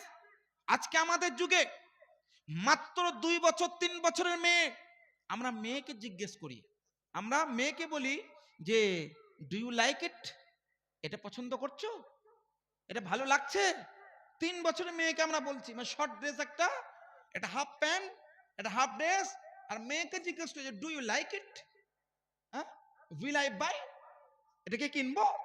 মানে মেয়েকে বলছে আমি কি এটা কিনবো? আরে বেটা, তুমি তো একজন মহাপুরুষ নিজে দেখাচ্ছ, আর 3 বছরের মেয়ে কন্যাকে জিজ্ঞেস করছে এটা কি কিনবো? আরে বোকা, তুমি নিজেও জাহান্নামে যাচ্ছ, মেয়েকেও জাহান্নামের রাস্তা দেখাচ্ছ। মেয়ের কাছ থেকে অনুমতি নেওয়া বা পছন্দ কি অপছন্দ এটা জিজ্ঞেস করা খারাপ নয়, কিন্তু তুমি যে ড্রেসটা দেখাচ্ছ ওটা বেহায়াপনা প্রকাশ করে, পর্দাহীনতা ছড়ায়। কিন্তু আজকে এটা হচ্ছে না? হচ্ছে না? আবার এটা তো হচ্ছে ঘুরতে গিয়ে মেয়ে, তার স্ত্রী সবার ফটো দিয়ে একটা সেলফি নিচ্ছে আর বিভিন্ন অ্যাপ্লিকেশনে ছাড়ছে। কেন? টাকা পাবে যে। ফেসবুকে ছাড়লে এক একটা ছবিতে লাইক আসবে, লাভ আইকন দিচ্ছে, কেউ এই দিচ্ছে, কেউ ওই দিচ্ছে। তোমার স্ত্রীকে 14 গোষ্ঠী পছন্দ করুক, তাও চুপ। আজকে আমাদের যুগে এরকম অবস্থা হয়নি গো? আজকে আমাদের যুগে, আমাদের বাড়ির, আমাদের এলাকার, আমাদের সমাজে এইরকম পরিস্থিতি। আমরা নিজেদের স্ত্রীর ছবি, নিজেদের মেয়ের ছবি পাঠাচ্ছি ফেসবুকে, সোশ্যাল মিডিয়া প্ল্যাটফর্মে, আর অন্য 14 গোষ্ঠী, হাজার হাজার, মিলিয়ন, বিলিয়ন, ট্রিলিয়ন মানুষরা লাইক দিচ্ছে, লাভ আইকন দিচ্ছে, গোলাপ পাঠাচ্ছে, রোজ আইকন দিচ্ছে, কমেন্ট দিচ্ছে, আর ওগুলো দিয়ে বিরাট খুশ, বুঝলেন? হ্যাঁ, আবার কেউ বুঝে পয়সা পাচ্ছে। আরে হারাম, এগুলো জায়েজ নয়। তো এই অপব্যবহারের কারণে আজকে মানুষ সবাই জাহান্নামের দিকে ধাবিত হয়ে আছে। আজকে মনে রাখবেন না, শয়তান আপনাকে এসে বলবে না যে নামাজ পড়ো না, শয়তান হাজির হয়ে আপনাকে বলবে না যে রোজা রাখো না, শয়তান হাজির এসে হয়ে বলবে না যে তুই ঘুমাও। অনেকে ভাবে যে হয়তো শয়তান হাত পা টিপছে, আমি ঘুমিয়ে গেলাম, ফজর উঠতো না। তোমার পকেটে ভরা শয়তান, তোমার মোবাইল স্ক্রিনে ভরা শয়তান। আপনি মোবাইলটা ওপেন করছেন, শয়তান বলছে অমুক ভিডিও দেখ, অমুক ভিডিও দেখ। তো শয়তান আপনাকে চালাচ্ছে। আর আল্লাহ পাক বলছেন এ নিশ্চয় নিশ্চয় শয়তান সর্বদা তোমাদেরকে কি করে, আইয়ুকিয়া বাইনাল আদাওয়াহ ওয়াল বাগদা, নিশ্চয় শয়তান তোমাদের মাঝে দুশমনি কি করে, তৈরি করে, ছড়িয়ে দেয়। তোমাদের মাঝে শয়তান কি করে, আর শাইতান ইয়াইদুকুমুল ফাকরা ওয়া ইয়া'মুরুকুম বিল ফাহশা, নিশ্চয় শয়তান কি করে, তোমাদেরকে সর্বদা বেহায়াপনা করার নির্দেশ দেয়, তোমাদেরকে লজ্জাহীনতা, নির্লজ্জতা অবলম্বন করার নির্দেশ দেয়। ওয়াল্লাহু ইয়াইদুকুম মাগফিরাতাম মিনহু ওয়া ফাদলা, আর নিশ্চয় মহান আল্লাহ ওয়াদা করেন যে তোমাদের উপরে আল্লাহ মাগফিরাত দান করবেন, তোমাদের ক্ষমা করবেন, এবং আল্লাহ ফজল এবং দয়া করুণা কৃপা করবেন। তো আজকে আমাদের বর্তমান নানান ধরনের অ্যাপ্লিকেশন বেরিয়েছে। আজকে আফসোসের ব্যাপার, রাত্রে অনেক হয়েছে, যুব সম্প্রদায় যাদেরকে নিয়ে আজকে আলোচনা তাদের সংখ্যা কম। আজকে কিছু বুঝলেন ইনভেস্টমেন্ট অ্যাপ্লিকেশন বেরিয়েছে। ইনভেস্টমেন্ট সেটা কি বলছে জানেন হুজুর, আমি রুমে বসে ওয়ার্ক ফ্রম হোম বাড়িতে বসে ইনকাম করি, যে আমার মোবাইল না থাকলে চলবে না, আমি মোবাইলে ইনকাম করি, আমি একটা রুমের ভিতরে ল্যাপটপে ইনকাম করি। কি ইনকাম করে বলছে, আমি গোল্ড কিনি, গোল্ড। কি গোল্ড বলছে, আমি ইনভেস্ট করি, আমি গোল্ড কিনি, আবার গোল্ডকে বিক্রি করি।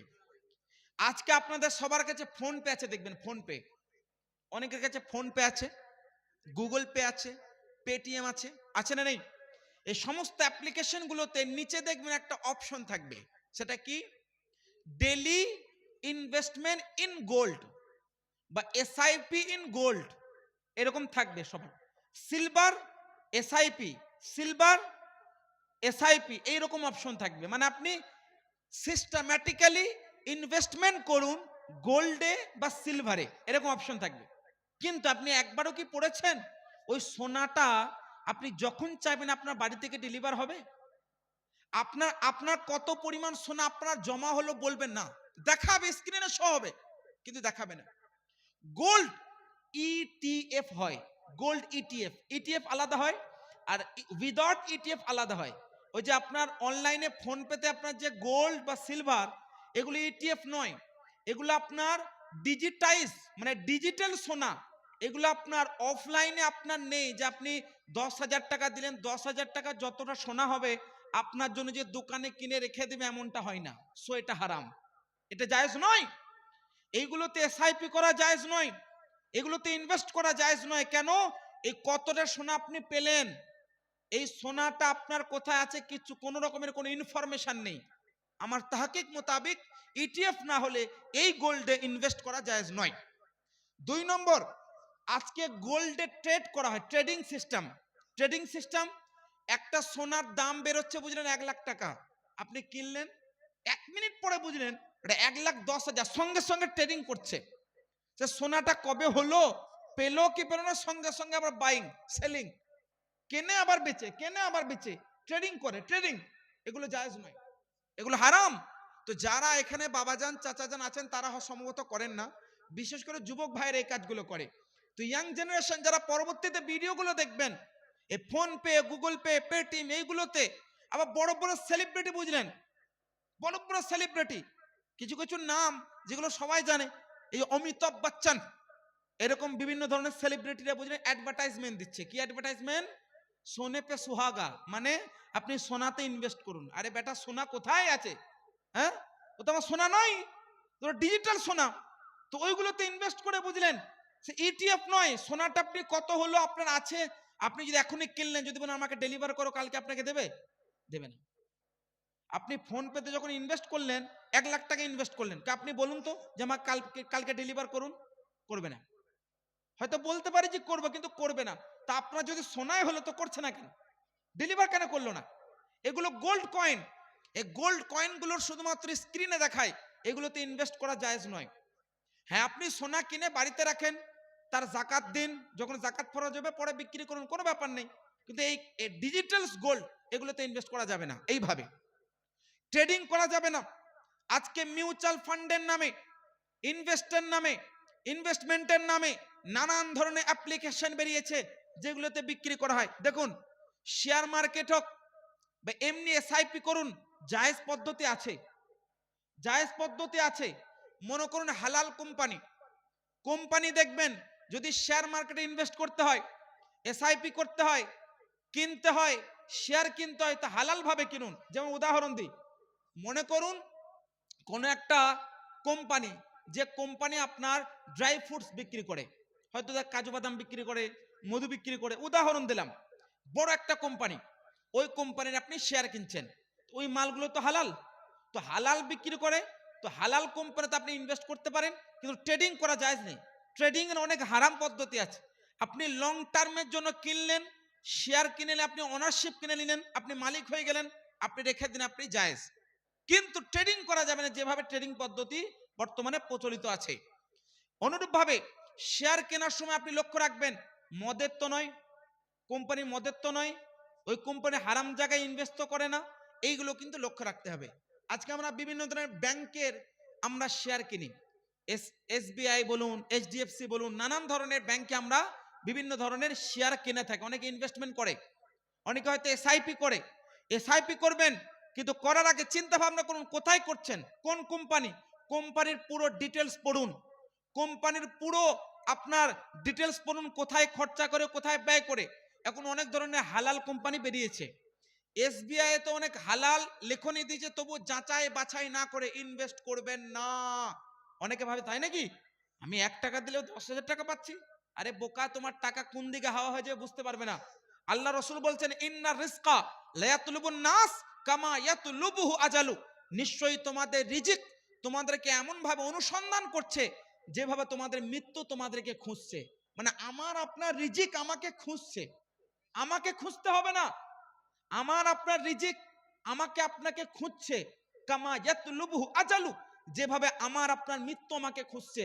কিন্তু মনে রাখেন, যারা হারাম উপার্জন করে তাদের জন্য মনে রাখবেন, যারা হারাম ট্রেডিং করে, এরকম এসআইপি করে, এরকম ইনভেস্ট করে, এরকম শেয়ার মার্কেটে হারাম পদ্ধতিতে কাজ করে, তাদের জন্য বলে মনে রাখবেন, ওই টাকাগুলো কোন দিকে হাওয়া হয়ে যাবে জানেন? আল্লাহ রসুল সাল্লাল্লাহু তাআলা আলাইহি ওয়াসাল্লাম উনি ইরশাদ করেন, মনে রেখে দাও, শুনে রেখে দাও, কুল্লু জাসাদিন, কুল্লু জাসাদিন, ওই সমস্ত দেহ, ওই সমস্ত দেহ, নাবাতা মিন নাবাতা নাবাতা মিন সুখতিম ফাআউলা মিনান নার, যে সমস্ত দেহগুলো হারাম পদ্ধতিতে বৃদ্ধি পায়, মানে হারাম উপার্জনের মাধ্যম দিয়ে বৃদ্ধি পায়, সেটা জাহান্নামের উপযুক্ত। আর যেমনি ভাবে রিজিকটা আমাকে খোঁজে, অনুরূপ ভাবে আল্লাহ রাসূল বলছেন, ইন্নার রাজুলা লা ইউহরামুর রিজকা বিযামবি ইউসিবু, আর নিশ্চয় মানুষের রিজিক মানুষ থেকে দূরে চলে যায়, মানে মানুষের রিজিক আল্লাহ পাক উঠিয়ে নেয়, মানুষের রিজিক, মানুষ রিজিক থেকে মাহরুম হয়ে যায়, বঞ্চিত হয়ে যায়, বিযামবি ইউসিবু, ওই গুনার কারণে, যে গুনাহটা সে করে। তো যেমনি ভাবে রিজিক আমাদেরকে খুঁজে, ঠিক তেমনি ভাবে রিজিক আমাদের কাছ থেকে পালিয়ে যায়। যদি আমরা হালাল পদ্ধতি উপার্জন করি, হালাল পদ্ধতিতে উপার্জন করি, তো আমাদের জন্য রিজিক আমাদের পেছন পেছন আসবে। আর যদি হারাম পদ্ধতিতে উপার্জন করি, তাহলে কিন্তু মনে রাখবেন, রিজিক থেকে আমরা বঞ্চিত হয়ে যাব। এগুলো আমাদের খেয়াল রাখতে হবে। আর বিশেষ করে বর্তমান টেকনোলজির জামানায় এই সমস্ত ডিজিটাল বিভিন্ন ধরনের ইনভেস্টমেন্টের অ্যাপ্লিকেশন বের হচ্ছে, এগুলোকে আপনাকে খেয়াল রাখতে হবে, ক্লোজলি বুঝতে হবে, ডিপলি ভাবতে হবে, টোটালি প্রপারলি কমপ্লিটলি পড়ুন, বুঝুন, ডিটেলস পড়ুন, তবে এগুলোতে ইনভেস্ট করুন, নচেত কিন্তু জায়েজ হবে না। শরীয়তে দেখবেন, এই যে সমস্ত উলামায়ে কিরামরা বসে আছেন না, এনারা এই ক্রয় বিক্রয়ের পদ্ধতি পড়ে আজকে আলেম হয়েছেন। কেন জানেন? কতগুলো অধ্যায় আছে জানেন? কিতাবুল বুয়ু, কিতাবুল বুয়ু বিখ্যাত একটি অধ্যায়, যেখানে কত রকমের জিনিস থাকে জানেন? কিতাবুল বুয়ুর মধ্যে বাইয়ে সালাম থাকে, বাইউর রিবা মানে রিবা, সুদ ইত্যাদি বিক্রয় হয়। কিতাবুল মুশারাকা, কিতাবুল ইজারা, নানান পদ্ধতি আছে। কিন্তু কোন পদ্ধতিতে আপনি ব্যবসা করছেন এটাকে মাথায় রাখতে হবে। আজকে কিছু কিছু কোম্পানি বলছে কিছু করতে হবে না, কি করো, only download and earn money, শুধু ডাউনলোড করো আর ইনকাম করো, কিছু করতে হবে না। আরে ও বোকা নাকি, আপনাকে এমনি এমনি দিয়ে দেবে? মানে আপনি ডাউনলোড হয়ে গেলেন, ডাউনলোড করলেন অ্যাপ্লিকেশনটা, জয়েন হয়ে গেলেন, আপনাকে বলছে আরো 10 জনকে জয়েন করেন। কি করবো রে ভাই? ও 6 মাসে বুঝতে পারলো না কি করব। ওকে বলছে make a team, make a team, make a team, team বানাও, টিম বানাও, টিম বানাও। হ্যাঁ, টিম বানাও। আরে ভাই টিম বানিয়ে হবে এটা কি? বলছে কিছু করতে হবে না, তুমি টিম বানাও। তুমি ডাউনলোড করলা, তোমার নিচে আরো 100 জনকে টিম বানাও। আর টিম বানিয়ে কি করতে হবে? একটা করে ছবি দিচ্ছে, নানান ধরনের পদ্ধতি আছে, অন্য কোনো কাজ নাই। বলছে পয়েন্টস পাচ্ছে, পয়েন্টস। আরে কিসের জন্য আমাকে দিচ্ছে? ও বোকা নাকি আমাকে এমনি এমনি টাকা দিয়ে দিবে? আমি কিছুই করলাম না আর আমাকে পয়েন্ট দিয়ে দিল। আর পয়েন্টটা রিডিম হবে, ও পয়েন্টটাকে রিডিম করা হবে বা রিভার্স দেয়, রিভার্সটাকে আপনার কনভার্ট করা হবে, পয়সাতে কনভার্ট হবে বা রিডিম করা হবে, নানান পদ্ধতি আছে। তো আগে যাচাই বাছাই করুন। আমি 4টে উসুল বলে দিচ্ছি, 4টে উসুল। শরীয়তে 4টের বাইরে কোনো ক্রয় বিক্রয় হয় না, 4টের বাইরে হবেই না, এই 4টের মধ্যেই হবে। নাম্বার 1, আপনি যেটা কিনছেন বা বেচছেন ওটা আদৌ কি কোনো জিনিস না ধোঁকা? আদৌ কি কোনো জিনিস না ধোঁকা? কি কিনছেন আপনি? এটা নাম্বার 1। শরীয়তে এটা উসুল বানিয়েছে যে জিনিসের বিক্রি হয়, অন্য এক হয় জিনিস আর না তামলিকুল মানফাআতি বিআইওয়াদিন মালুম, মানে কোন একটি মানফাত, মানে আপনার পরিশ্রম বিক্রি করবেন, তো কোনো না কোনো কিছু তো হবে, হয় পরিশ্রম নাহলে কোনো জিনিস, কিছু একটা হবে। তো যেটা আপনি কিনছেন বা বিক্রি করছেন ওটা আদৌ কি কোনো জিনিস না কোনো লাভ না কোনো কিছু না ধোঁকা, এটাকে দেখতে হবে। ইউ হ্যাভ টু মেনটেন, এটাকে মেনটেন করতে হবে। 1। 2 নম্বর, আপনি যেটা কিনছেন অথবা বিক্রি করছেন, কেনার কারণে বা বিক্রি করার কারণে কারোর তো কোনো ক্ষতি হচ্ছে না, এটা উসুল শরীয়তের। কুল্লু কারদিন জাররা মানফাআতান ফাহুয়া রিবান, এটা হাদিস। একজন যদি আপনার কাছে ঋণও নেয় আর আপনি ঋণ দেওয়ার সময় বলে দেন তোমাকে ঋণ দিচ্ছি তোমার বিপদে, আমাকে 10,000 টাকা বেশি দিও, এটাও হারাম। কুল্লু কারদিন জাররা মানফাআতান ফাহুয়া রিবান, এটাও সুদ। ওই জন্য মাথায় রাখতে হবে, এটা উসুল। 2 নম্বর উসুল কি? আপনি কি কিনছেন বা কি নিচ্ছেন এটাতে আপনার বা তার কারোর কি কোনো ক্ষতি হচ্ছে, এটাকে মাথায় রাখতে হবে। 3 নম্বর, 3 নম্বর উসুল, 3 নম্বর উসুলটা কি? যে আপনি যে কিনছেন বা আপনি যে বিক্রি করছেন, ও বিক্রি করার সময় বা কেনার সময় ওই জিনিসটা সম্পর্কে আপনি বুঝতে পারলেন না পারলেন না, মানে সে মালুম না সে মাজহুল, এটাকে বুঝতে হবে। মানে পরিচিত না অপরিচিত, নির্দিষ্ট না অনির্দিষ্ট, ওই জিনিসটি কি, ওটা আসলে কোনো নির্দিষ্ট না অনির্দিষ্ট, এটাকে বুঝতে হবে। আর 4 নম্বর উসুল, এই 4টে উসুলের বাইরে কোনো ক্রয় বিক্রয় হয় না। আর 4 নম্বর উসুলটা কি?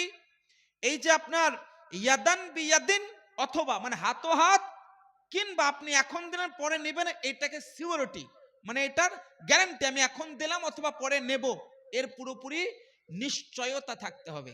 যেখানে অতিরিক্ত অনিশ্চয়তা থাকবে, যেখানে অতিরিক্ত অনিশ্চয়তা থাকবে ওখানে হারামে হওয়ার আশঙ্কা থাকবে।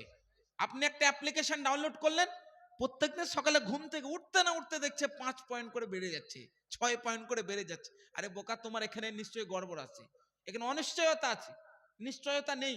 সুতরাং এখানে ভাবতে হবে, ডিপলি ভাবুন যে আপনার এটা কেন হচ্ছে, কিসের জন্য হচ্ছে। সো এগুলোকে চিন্তা ভাবনা করতে হবে। থিঙ্ক অ্যাবাউট ইয়োর সেলফ, নিজেকে চিন্তা ভাবনা করে ভাবুন যে আপনি ঠিক করছেন না ভুল করছেন। এইভাবে আপনাকে এগুলো কিন্তু মাথায় রাখতে হবে। কিছু বলছেন? আচ্ছা, প্রশ্নগুলো তাহলে নিয়ে এবার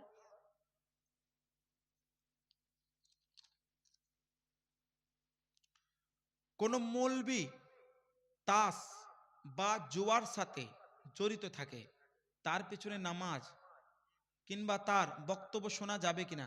সে মৌলবি হোক আর মৌলবি না হোক, যেই হোক না কেন, তাস খেলা হারাম। ইন্নামাল খমরু ওয়াল মাইসির, কোরআন থেকে প্রমাণ এবং হাদিস থেকে প্রমাণ যে প্রত্যেকটি জুয়া এগুলো হারাম। সুতরাং কোন মৌলবি সাহেব হোক আর গ্যার মৌলবি হোক, জুয়া তাস এগুলো করা আপনার হারাম। যদি গ্যার মৌলবি হয়, মৌলবি সাহেব হয়, তাকে ইমাম বানানো হারাম, তার পেছনে নামাজ পড়া না যায়, আর ওর পেছনে যতগুলো নামাজ পড়েছেন ওই অবস্থাতে পুনরায় আবার ঘুরিয়ে পড়তে হবে। আর যদি সে মৌলবি সাহেব না হয়, ওই যদি এমনি গ্যার মৌলবি হয়, তার সাক্ষী কোনো ক্ষেত্রে শরীয়তে গ্রহণযোগ্য হবে না, সে ফাসেকে মৌলিন। বুঝতে পারছেন না? খালি মৌলবি সাহেব নয়, তুমি মৌলবি সাহেব না হলেও তোমার ব্যাপার আছে, তোমাকে ওই যে হুজুর হুজুর বা চাচা বাবা বা হাজি সাহেব চলবে না, সে মৌলবি সাহেব যে হোক, তাস খেলা হারাম, জুয়া খেলা হারাম, সুতরাং সে মৌলবি সাহেব ইমাম বানানো হারাম, ইমাম বানানো যাবে না। আর 2 নম্বর, যদি হাজি সাহেব পাজি সাহেব যেই হোক না কেন, তার সাক্ষ্য গ্রহণযোগ্য হবে না। কোন ব্যক্তি সুন্নি মাযহাবে বসবাস করছে কিন্তু তার আকীদা ওয়াহাবিদের মতো, তার জানাজার নামাজ বা জামাত রাখা যাবে? প্রথম এখানে 2টি প্রশ্ন করেছেন ভাই। সুন্নিদের মাঝে বসবাস করছে, সে তো বড় বড় হারামখোর। কেন? সুন্নিদের মাঝে থাকার পরেও সে সুন্নি হতে পারলো না, সব থেকে বড় বদনসিব। হ্যাঁ, মানে সে আল্লাহর এত অপছন্দনীয় বান্দা যে সুন্নি ঘরানায় থাকার পরেও, সুন্নি গ্রামে থাকার পরেও ওয়াহাবি হয়ে থাকলো। ওর থেকে বড় আর মানে বদনসিব আর কেউ নেই। 1 নম্বর প্রশ্ন উত্তর পেলেন, সে হচ্ছে বদনসিব। আর আল্লাহ পাক কোরআনে বলছেন, ওয়ালা তুসাল্লি আলা আহাদিম মিনহুম মাতা আবাদা। হে নবী, আপনার উম্মতকে শিক্ষা দিন, আজকের পর থেকে কোন মুশরিক, কোন মুরতাদ কারোর কোন নামাজে জানাজা পড়া যাবে না। কোরআন থেকে প্রমাণ হলো কোন ওয়াহাবি নামাজে জানাজা পড়া যাবে না, এটা হারাম হারাম।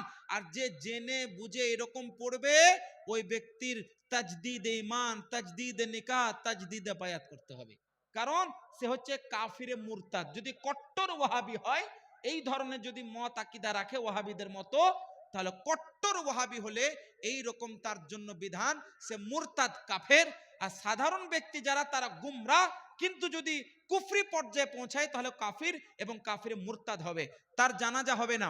এবং তার জানাজা যদি কেউ রাখে, তার জানাজায় শরীক হওয়া যাবে না। সহিহ মুসলিমের হাদিস, ওয়ালা তুসাল্লু আলাইহিম ওয়ালা তুসাল্লু মাহুম, তার জানাজাও পড়া যাবে না, তার সঙ্গেও নামাজ পড়া যাবে না। হাফ হাতা ড্রেস পরে এবং দাড়ি কাটা অবস্থায় আজান দেওয়া যাবে কি? হাফ হাতা ড্রেস পরেও আজান দেওয়া যাবে। আর দাড়ি কাটা যদি মুয়াজ্জিন হয়, ওই মুয়াজ্জিনের আজানটা পুনরায় ফিরিয়ে নেওয়া ভালো, যদি ফিতনার আশঙ্কা না হয়। আল ফাতাওয়াল হিন্দিয়ার মধ্যে আছে। কিন্তু যদি ফিতনার আশঙ্কা হয়, তাহলে না ঘুরালেও হবে। তবে মুয়াজ্জিন যদি পাল্টিয়ে দেওয়ার বা অন্য কাউকে দিয়ে আজান দেওয়া সম্ভব হয়, তাহলে ওটাই করবেন, আর এই আজানটা ঘুরিয়ে নেবেন।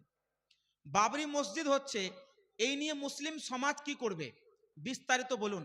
আচ্ছা, আমি একটা উত্তর দিই, আমি এই উত্তরটা একটু লম্বা করে দেব, কারণ কলকাতায় আমার এই একটা প্রশ্ন এসেছিল, একটু উত্তরটা দিই লম্বা করে। বাবরি মসজিদ হচ্ছে, এ নিয়ে মুসলিম সমাজের কি করা দরকার, বিস্তারিত বলেন।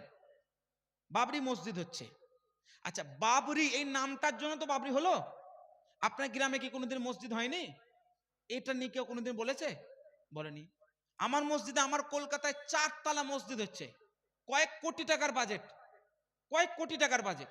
এখন পর্যন্ত প্রায় 1 কোটি টাকার বেশি খরচা হয়ে গেছে, কিন্তু এখনো পর্যন্ত আমার 4 তলা মসজিদের খবরে কেউ আপনি পেয়েছেন? আজ পর্যন্ত পেয়েছেন না। কেন? কারণ আমরা বলি না। দেখুন, মসজিদ আল্লাহর ইবাদতের ঘর, সে যেই বানাক আই অ্যাপ্রিসিয়েট হিম, সম্মান করব, কারণ আল্লাহর ঘর বানাচ্ছে। কিন্তু উদ্দেশ্যটা যখন প্রকাশ পাবে, যেমন আমি ঠিক মতো জানি না, কিছুক্ষণ আগে মুফতি জাহাঙ্গীর সাহেব বলছেন এরকম নাকি উনি বক্তব্য দিয়েছে নাকি, যে 90টা সিট না পেলে বানাবো না, এরকম। এটা কি সত্য? আমি কিন্তু শুনিনি। এরকম কি সত্য? এইরকম যদি তার বক্তব্য হয় যে 90টা সিট না পেলে বানাবো না, পেলে, আরে বোকা, বোকা হুমায়ুন কবির, তোমাকে বলছি শোনো, তোমার মুর্শিদাবাদে আমি যাই, তোমাকে বলছি শোনো, তুমি এমএলএ ছিলে, যাতে ব্যাপার নয়। মুসলমানদের সঙ্গে এরকম ধোকাদারি, ইবাদতের নাম করে, জিকিরের নাম করে, মসজিদের নাম করে চাঁদা তুলে, কোটি কোটি টাকা চাঁদা তুলে, এখন তোমার দাঙ্গাবাজি হচ্ছে, ধোকাবাজি হচ্ছে। এগুলো আল্লাহর ঘর বানাচ্ছি, ইবাদত বানাচ্ছি, টুপি পাঞ্জাবি পরে মৌলভী সাহেব মতো বসে গেছে স্টেজে। হ্যাঁ, মালদা থেকে কতজন গিয়েছেন, কেন? মানুষের বিশ্বাসঘাতকতা তুমি করছো। আমি এখনো বলছি, সজাগ করে দিচ্ছি, সতর্ক করে দিচ্ছি, মসজিদ বানাচ্ছেন ভালো কাজ, যদি আপনি মসজিদ বানান আই অ্যাপ্রিসিয়েট ইউ, আপনার সম্মান করবে, কারণ আপনি আল্লাহর ইবাদতের ঘর বানাচ্ছেন। কিন্তু এইটা নিয়ে রাজনীতি করলে তোমার মতো ধোকাবাজ কেউ হবে না। আর মুসলমান কেউ কোনোদিন তোমাকে ক্ষমা করতে পারবে না। কেন? মুসলমানরা একবারে নিঃস্বার্থভাবে দান করেছে। আপনি নিজেই বলেছেন 80 কোটি টাকা নাকি কে একাই দিব বলেছে। কেন? তোমার মুখ থেকে বলেছে না আপনি এমএলএ বলে আপনাকে দিয়েছে? না, আল্লাহর নামে দান করেছে, আপনার নামে দান করেনি যে আপনি হুমায়ুন কবির বলে আপনাকে দান করছি। না, আল্লাহর ইবাদতের ঘর বানাচ্ছেন এই বলে আপনাকে দান করেছে। আপনি যদি না করেন আপনি আমানতের খেয়ানত করবেন, আর আপনি সব থেকে বেশি হারাম কাজ করবেন, মানুষের বিশ্বাসঘাতকতা করবেন, মুসলমানের বিশ্বাসঘাতকতা করবেন, মুসলমানের বিশ্বাস নিয়ে আপনি এরকম ছিনিমিনি করবেন। আমি সজাগ করে দিচ্ছি, আপনি যদি মসজিদ বানান আই অ্যাপ্রিসিয়েট ইউ, কারণ আপনি আল্লাহর ইবাদতের ঘর বানাচ্ছেন। কিন্তু এই যে আপনি স্টেটমেন্টটা দিয়েছেন এটা আপনি ফিরিয়ে নিন। আমি তো আপনার মুখ থেকে শুনিনি, কিন্তু এটা যদি আসলেই বলেছেন বিরাট বড় বোকামি করেছেন। আপনি চেক আপ করান, এই আপনি স্টেটমেন্টটা ফিরিয়ে নিন। কারণ আমাদের মতো মুসলমান বা উলামায়ে কেরাম অতি কষ্ট পেয়েছি, আমরা কষ্ট পেয়েছি। কেন? কারণ আপনাকে মুসলমানরা নিঃস্বার্থে দান করেছে মসজিদের জন্য। সুতরাং এই মুসলমানের সমস্ত জনগণের বিশ্বাসের আপনি খেয়াল রাখুন এবং বিশ্বাসঘাতকতা থেকে দূরে থাকুন, মসজিদটি বানান, আমি আপনার পাশে আছি। কিন্তু মসজিদ থেকে যদি পিছিয়ে যান আপনার মতো বিশ্বাসঘাতক ব্যক্তি আর দ্বিতীয় কেউ কিন্তু হবে না। আমি এইটুকু কথা বলতে চাই। সে হুমায়ুন কবির হোক আর ফিরাদ হাকিম হোক, আমি সবাইকে একই কথাই বলি, সে কোন এমএলএ কে এমপি কে মুখ্যমন্ত্রী, আই ডোন্ট কেয়ার। আমি একজন আলিমে দিন, আলিমে রাব্বানি, যেখানে প্রয়োজন হয় সাধারণ মানুষের পাশে দাঁড়াই, সে কলকাতা হোক মেটিয়াবুরুজ হোক যেখানে হোক। একটাই কথা বলতে পারি, সর্বসাধারণ মুসলমানেরা আপনার উপরে ভরসা করে আপনাকে নিঃস্বার্থে দান করেছে। আপনি আমাদের বিশ্বাসের কদর করুন এবং বাবরি মসজিদটা আপনি বানান, আই উইল অ্যাপ্রিসিয়েট ইউ। কিন্তু যদি আপনি মসজিদটি না বানান আপনি বিশ্বাসঘাতক সাব্যস্ত হবেন। আর ওই কি সিট পাবেন, কত সিট পাবেন, এইগুলো নিয়ে তো আপনি মসজিদে চাঁদা তুলেননি, এইগুলো নিয়ে তো আপনি মসজিদের চাঁদা তুলেননি। হ্যাঁ না, এখন মধুগুলো পিয়ে এখন আপনি দইটাকে ভাতটা ফেলবেন। হ্যাঁ, শত শত কোটি টাকা আপনাকে মুসলমান নিঃস্বার্থভাবে দিয়েছে, আর আপনি এখন দই খেয়ে বাটিটা ফেলে দেবেন, আমাদের বিশ্বাসের সঙ্গে বিশ্বাসঘাতকতা করবেন? এসব চলবে না।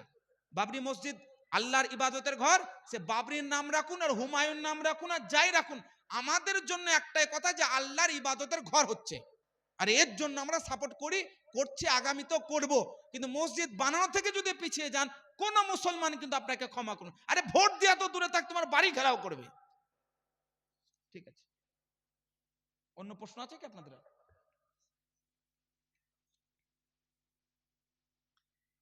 ইমামের মর্যাদা কি? ইমামের মর্যাদা ইমামে ভরা। আল ইমাম, আল ইমাম, এর মধ্যেই আপনার ভরা আছে ইমামের মর্যাদা। আল ইমাম আল আমাম, দুটোর অর্থ কি জানেন? আল ইমাম এবং আমাম এর মানে হচ্ছে সামনে, সম্মুখে। ইমাম মানে হচ্ছে আপনার পরিচালক, ইমাম মানে হচ্ছে আপনার পরিচালক। এই যে হুমায়ুন কবির সাহেবের এখন কথা উঠলো না, উনি এমএলএ সাহেব, সবাই সম্মান করে রেসপেক্ট করেন। আর সব থেকে বেশি রেসপেক্ট ওনার কেন করছে আমরা বা সবাই করছে? কারণ একজন আল্লাহর ইবাদতের ঘর বানাচ্ছে বলে। কিন্তু মনে রাখবেন, আল্লাহর ইবাদতের ঘর বানাচ্ছে বলে আপনি রেসপেক্ট করছেন না, you have to respect your imam. আপনার ইমামকে আপনার রেসপেক্ট করা দরকার। কি আপনার ইমাম আপনার মসজিদের পরিচালনা করছেন, আপনার মসজিদের দায়িত্ব ইমাম পালন করছেন, আপনার আখিরাতের কাজ করছেন।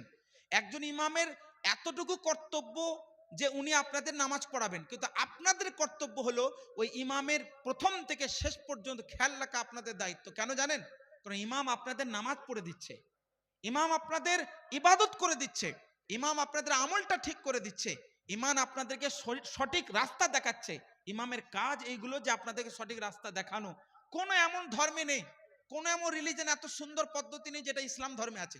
ইসলাম ধর্মে প্রত্যেক সপ্তাহে প্রত্যেক সময় একজন ইমাম আপনার পাশে দাঁড়িয়ে আপনাকে সঠিক রাস্তা দেখাচ্ছে। আজকে আমরা ইমাম হয়ে, আমি এক জায়গার ইমাম, আমি এক জায়গায় মারি রোড মসজিদের ইমাম, পেশ ইমাম, আমি সর্বদা জনগণের পাশে থাকি। কেউ যদি কোরআন নিয়ে অবমাননা করে প্রোটেস্ট করার জন্য আমি আগে দাঁড়াই, ইসলাম নিয়ে অবমাননা করলে আমি আগে দাঁড়াই, আমার মুসলমান ভাইদের নিয়ে যদি কেউ অনর্থক বাক্য লাভ করে আমি আগে দাঁড়াই। এরকম আপনাদের এলাকার ইমাম আপনার পাশে দাঁড়ায়, সর্বদা দাঁড়ায়। তো ইমামকে নিয়ে আগে আপনি কোনো সময় এই খেয়াল রাখবেন না যে ইমাম আপনার কি করছে, ইমাম আপনার যেটা করছে আপনি কোনোদিন করতে পারবেন না। সুতরাং ইমামের অনেক মর্যাদা আছে। ইমাম সম্পর্কে আল্লাহ রসুল সাল্লাল্লাহু আলাইহি সাল্লাম উনি হাদিস শরীফের মধ্যে বর্ণনা করেছেন যে তোমরা ইমামের, যিনি তোমাদের ইমামে হুকুমাত হবেন, হুকুমাতের ইমাম, তার কথা বা তার অনুসরণ তোমরা করো। বর্তমানে ইমামের বেতন কেমন হওয়া উচিত? বর্তমানে ইমামের বেতন কেমন হওয়া উচিত এটা বাদ দিয়ে ইমাম সাহেব যে বিয়ে পড়ায় না, বিয়ে পড়ার নজরানা কতটা হওয়া উচিত তাহলে বুঝে নেবেন। বিবাহ পড়ানোর নজরানা কতটা হওয়া উচিত বললে আপনি অবাক হয়ে যাবেন। আমার আপনার সবার সাইয়্যিদি ও মুর্শিদি আলা হযরত ইমাম আহমদ রাজা খাঁ, ইমাম ইশক ও মুহাব্বত ইমাম আহমদ রাজা খাঁ রাদিয়াল্লাহু আন আল আতায়া নববিয়্যা ফিল ফাতাওয়া রাজবিয়্যা শরীফের মধ্যে উনি বর্ণনা করেছেন যে ইমাম যিনি কাজী, যিনি বিবাহ পড়াবেন, তিনার কতটা নজরানা হওয়া দরকার। স্পেসিফিক ভাবে আমার ওই সংখ্যাটা মনে নেই, কিন্তু আজ থেকে মোটামুটি 2-3 বছর আগে আমি একটা হিসাব করেছিলাম, মোটামুটি 18,000 টাকা দাঁড়াচ্ছে। কত হাজার টাকা? আজ থেকে 2-3 বছর আগে আমি হিসাব করেছিলাম যে একটা বিবাহ পড়ালে মোটামুটি 18,000 টাকা ইমামের নজরানা হওয়া দরকার। একটা বিবাহ পড়ালে ইমাম সাহেব, তাহলে একটা বিবাহ পড়ালে এই নজরানা হওয়া দরকার, আর পুরো মাস থাকছে বুঝলেন 18,000 টাকা বের হয় না। বের হয়? বের হয় গো? বের হয় না। কেন বের হয় না? কিসের জন্য বের হয় না? কেন? আজকে যে কোনো এলাকায়, যে কোনো মসজিদে কমসে কম 100 জন ব্যক্তি নামাজ পড়ে না? পড়ে না? 100 জন নামাজ না পড়লেও কমসে কম 100টি বাড়ি আছে না একটা মসজিদের অন্তর্গত? 100টি বাড়ি থেকে যদি 500 টাকা করে দান করে, মাসে কত টাকা আসে? মাত্র মাত্র 500 টাকা করে বললাম। মাসে 500 টাকা করে যদি 100 জন বাড়ি থেকে আসে, কত আসতে পারে? হিসাব করুন। নিতে পারবেন? এই টাকাটাও কেউ দেয়? 100 টাকা, 150 টাকা, 200 টাকা মাসে আসে না। মাত্র 100-200 টাকা আসে না। তো এগুলো খেয়াল রাখা দরকার কিনা? এই যে এখানে সবাই ইমাম সাহেব আছেন, 30 বছরের বা 25 বছরের একটা যুবক যদি এখনই বেরিয়ে যায়, দিনে 700-800 টাকা ইনকাম করে আনতে পারবে না? হ্যাঁ, 800 টাকা হলে 3 8 24, কমসে কম 24,000 টাকা। হ্যাঁ, কমসে কম 24,000 টাকা। আমি বাদ দিলাম, 500 টাকা তো ইনকাম করে আনতে পারবেন, 15,000 টাকা। কিন্তু আচ্ছা, ওগুলো তো আবার একেবারে সময় বাঁধা থাকে, 9 to 5 অথবা 7 to 4, মানে 7টা থেকে 4টে বা 9টা থেকে 5টা, এরকম একটা সময় বাঁধা থাকে। ইমাম সাহেব তো ফজর থেকে এসা পুরো পুরো 24 ঘন্টা ডিউটি। তাও আবার যদি ইমাম সাহেব ঘুম লেগে যায়, ফজরে উঠতে কোনো সময় দেরি হয়, হ্যাঁ, ইমাম সাহেব খেচে আর ঘুমাচ্ছে, বলুন নাউজুবিল্লাহ। এরকম হয় না? হয় না? ইমাম সাহেব একবার বেঁধে দিয়েছেন আপনি, তারপরে এরকম কর্তব্য আমাদের। কিন্তু একজন ইমামের আজকের যুগে বর্তমান সময়ে কমসে কম একজন ইমামের মাইনে কমসে কম 30,000 টাকা হওয়া দরকার। অনেকে অবাক হয়ে যাচ্ছেন না? হওয়া দরকার আছে, হওয়া দরকার আছে। কেন? একজন ইমামকে আপনি পুরোপুরি ভাবে নিশ্চিন্ত করে দিন, সব জিনিস থেকে ওনাকে মাইন্ড ফ্রি করে দিন, যে আপনার আমলটা সঠিকভাবে করতে পারে। কমসে কম 30,000 টাকা কমসে কম মাইনে হওয়া দরকার একজন ইমামের। তবে একজন ইমামের কোন রকম উপযুক্ত মাইনে হবে। 30 থেকে 35,000 টাকা মাইনে হওয়া দরকার। কেন জানেন? অনেকে বলতে, হুজুর ইমাম সাহেব দিনের ইসলাম প্রচার করবেন, তা মাইনে কেন নেবেন? আমি এর আগে একটা জায়গায় আলোচনা করেছিলাম, এই ইমাম সাহেব বাড়ি আপনাদের এলাকায়। হ্যাঁ, আমি কলকাতা থেকে মনে করেন এখানে এলাম, আমার উপরে কি ফরজ নাকি এখানে এসে বক্তব্য দিতে হবে? এখানে সবাই উলামায়ে কেরাম আছেন, আমি কোরআন হাদিস থেকে বলছি, আমার উপরে কি ফরজ? কোন কোরআনের আয়াত, কোন হাদিসে নেই আমার উপরে ফরজ নেই যে আমি কলকাতা থেকে এসে আপনাদের এখানে নামাজ পড়াবো। ফরজ আছে? আমার উপরে ফরজ যে আমাকে নামাজ পড়তে হবে। তলাবুল ইলমি ফরিদাতুন আলা কুল্লি মুসলিম, প্রত্যেক মুসলমানের দ্বীন ইসলাম, ইসলামী শিক্ষা অর্জন করা অনিবার্য ফরজ। আমার উপরে ফরজ নয় যে কলকাতা থেকে এসে আপনাকে আপনার মসজিদে নামাজ পড়াবো। আপনার মালদার ইমামের উপরে ফরজ নয় যে মুর্শিদাবাদের মসজিদে গিয়ে ইমামতি করবে, ফরজ নয়। ইমামের উপরে ফরজ সে নিজে নামাজ পড়বে। উনি জ্ঞান অর্জন করেছেন, নিজেকে প্রতিষ্ঠিত করেছেন, ইসলাম প্রচার করবেন, কিন্তু ইমামতি করার জন্য ওনাকে মুর্শিদাবাদে গিয়ে ইমামতি করা ফরজ নয়। আমাকে কলকাতা থেকে এসে আপনাদের এখানে ইমামতি করা ফরজ নয়। কেন করছি? কিসের জন্য করছি? আমার সময়টা আপনাকে দিচ্ছি, তো সময়টার মূল্য নেই? সময়টা দাম নেই? এটা পারিশ্রমিক নয়, এটা ইসলাম প্রচারের দাম নয়, এটা সময়ের মূল্য। আজকে বলে নাই হুজুরা কি বিনা পয়সায় চলে আসছে নাকি? বিনা পয়সা আসবো কেন রে ভাই? হ্যাঁ, আমি বিনা পয়সা আসবো কেন? আমার সময় মূল্য নেই? আমি এই সময়টা যদি ইসলাম প্রচার প্রসার আমার জায়গায় লিপ্ত হতাম, আমি আমার পরিবারকে শেখাতাম, আমি আমার এলাকাতে প্রচার করতাম, হতো না? তো সময়ের দাম নেই আমার, ওলামায়ে কেরামের সময়ের মূল্য নেই। তাহলে এইগুলো মাথায় রাখতে হবে। আজকে একটা ডক্টরের কথা বলছি, একটা ডক্টরের ভিজিট হচ্ছে 500 থেকে 700 টাকা। ভিজিট নেই, গিয়ে খালি প্রেসক্রিপশন লিখে দিল, কত টাকা? 500 থেকে 700 টাকা লাগবে। এটা একটা ভিজিট খালি। এখন তো ঔষধ বা পাশে ওনার খুলে দিয়েছেন ফার্মেসি, ওখানেই নিতে হবে, নাহলে পাওয়া যাবে না। এমন ঔষধ বুঝলেন, এমন কোম্পানির ঔষধ ওখানে ছাড়া অন্য জায়গায় পাওয়া যাবে না। হ্যাঁ, আর ইমাম সাহেব যদি একটা ভিজিট বলছে আমাকে পুরো মাসে 15 থেকে 20,000 টাকা দাও, তাও মানুষের গায়ের লোম দাঁড়িয়ে যাচ্ছে, বুঝলেন? তো এইগুলো মাথায় রাখবেন। এই যারা এরকম বক্তব্য কারা দেয় জানেন? যারা গাঁজাখড়ি করে। আর সব টিচারের কথা বলছি না, আমার শ্বশুর মশাই একজন টিচার, সবার কথা বলছি না আমি।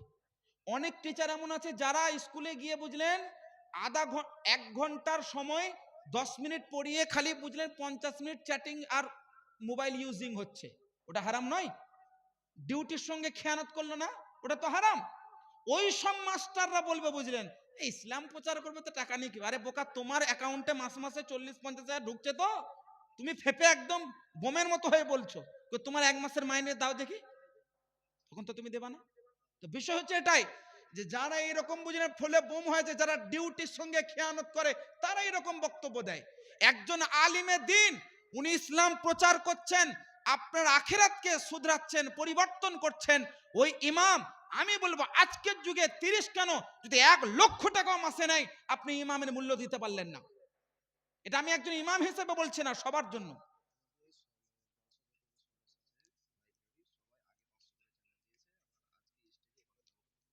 মাশাআল্লাহ।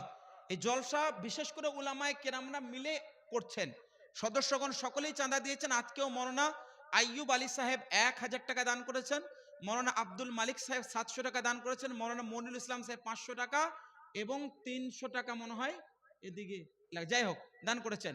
মৌলানা আরো একটা মৌলানা মনিরুল ইসলাম হাজি ইমাম, উনিও 500 টাকা দান করেছেন। আনিরুল ইসলাম উনিও 500 টাকা দান করেছেন। মৌলানা আব্দুল হালিম সাহেব উনিও সম্ভবত 200 টাকা দান করেছেন। মৌলানা আখতার রাজা সাহেব 200 টাকা দান করেছেন। মৌলানা মকবুল সাহেব 500 টাকা দান করেছেন। 500 না 700 টাকা, 700 টাকা। মৌলানা সাইদুর রহমান সাহেব 200 টাকা। মৌলানা ফিরোজ আলম সাহেব 500 টাকা দান করেছেন। মৌলানা সাবিরুল ইসলাম সাহেব 300 টাকা। মৌলানা মোহাম্মদ নবাব উনি 500 টাকা দান করেছেন। হাজি আব্দুল আজিজ উনি 500 টাকা দান করেছেন। মাশাআল্লাহ, আল্লাহ পাক আরো 500 করে দান করেছেন, এটা এক্সট্রা ওনারা আবার দান করলেন। নারে তাকবীর, নারে রিসালাত। তো বিষয় হচ্ছে উলামায়ে কেরামরা দান করেছেন। আমি অনুরোধ করব এখানে যতজন আছেন আপনারাও যদি কিছু কিছু দান করেন, আগামী বছরের প্রোগ্রামটা আরো বড়ভাবে যাতে প্রোগ্রামটা করতে পারেন। তো যে বিষয়টা বলছিলাম, উলামায়ে কেরাম,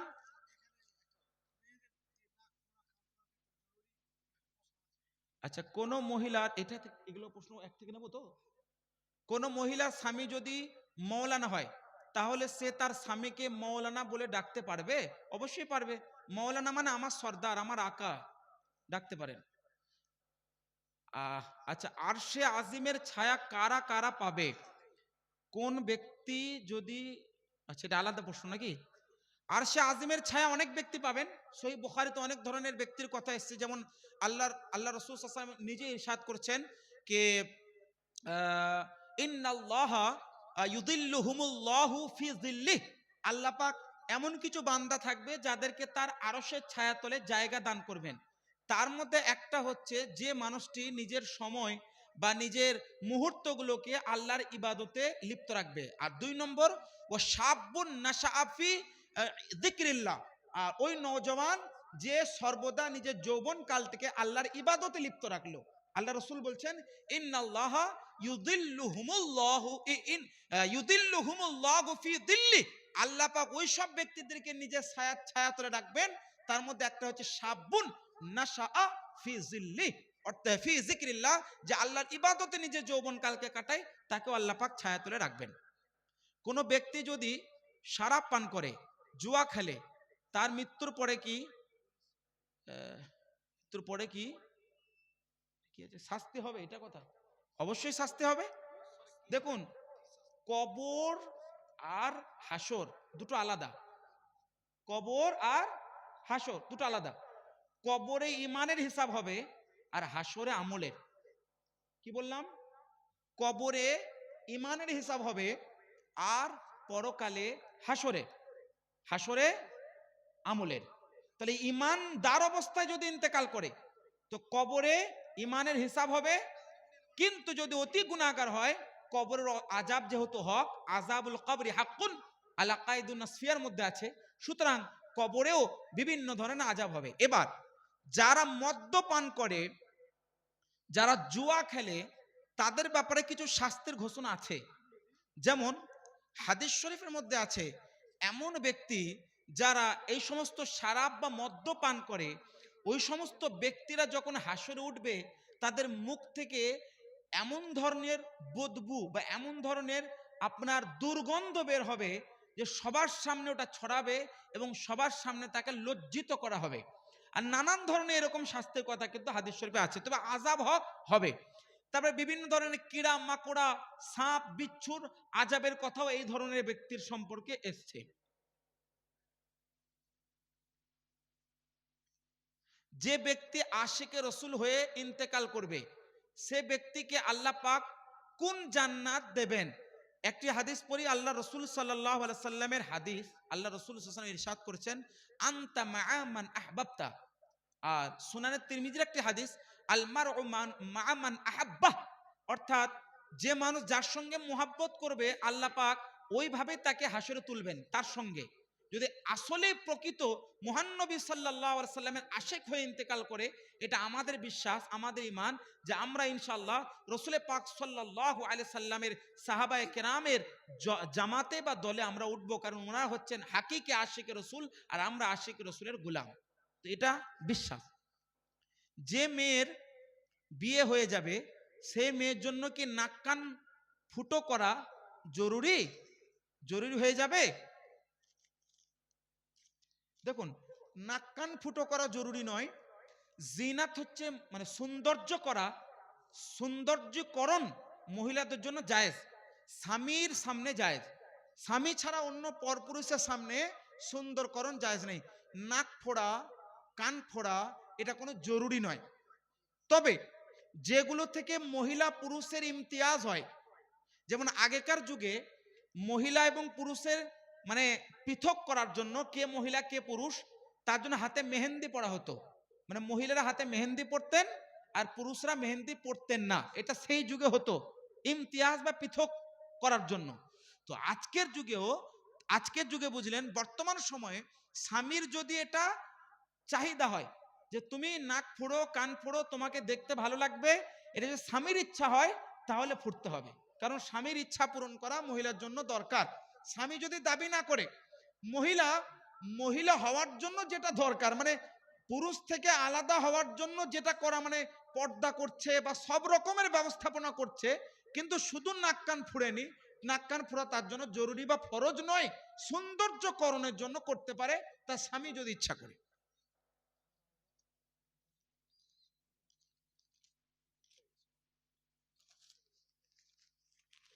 আর কোনো প্রশ্ন আছে?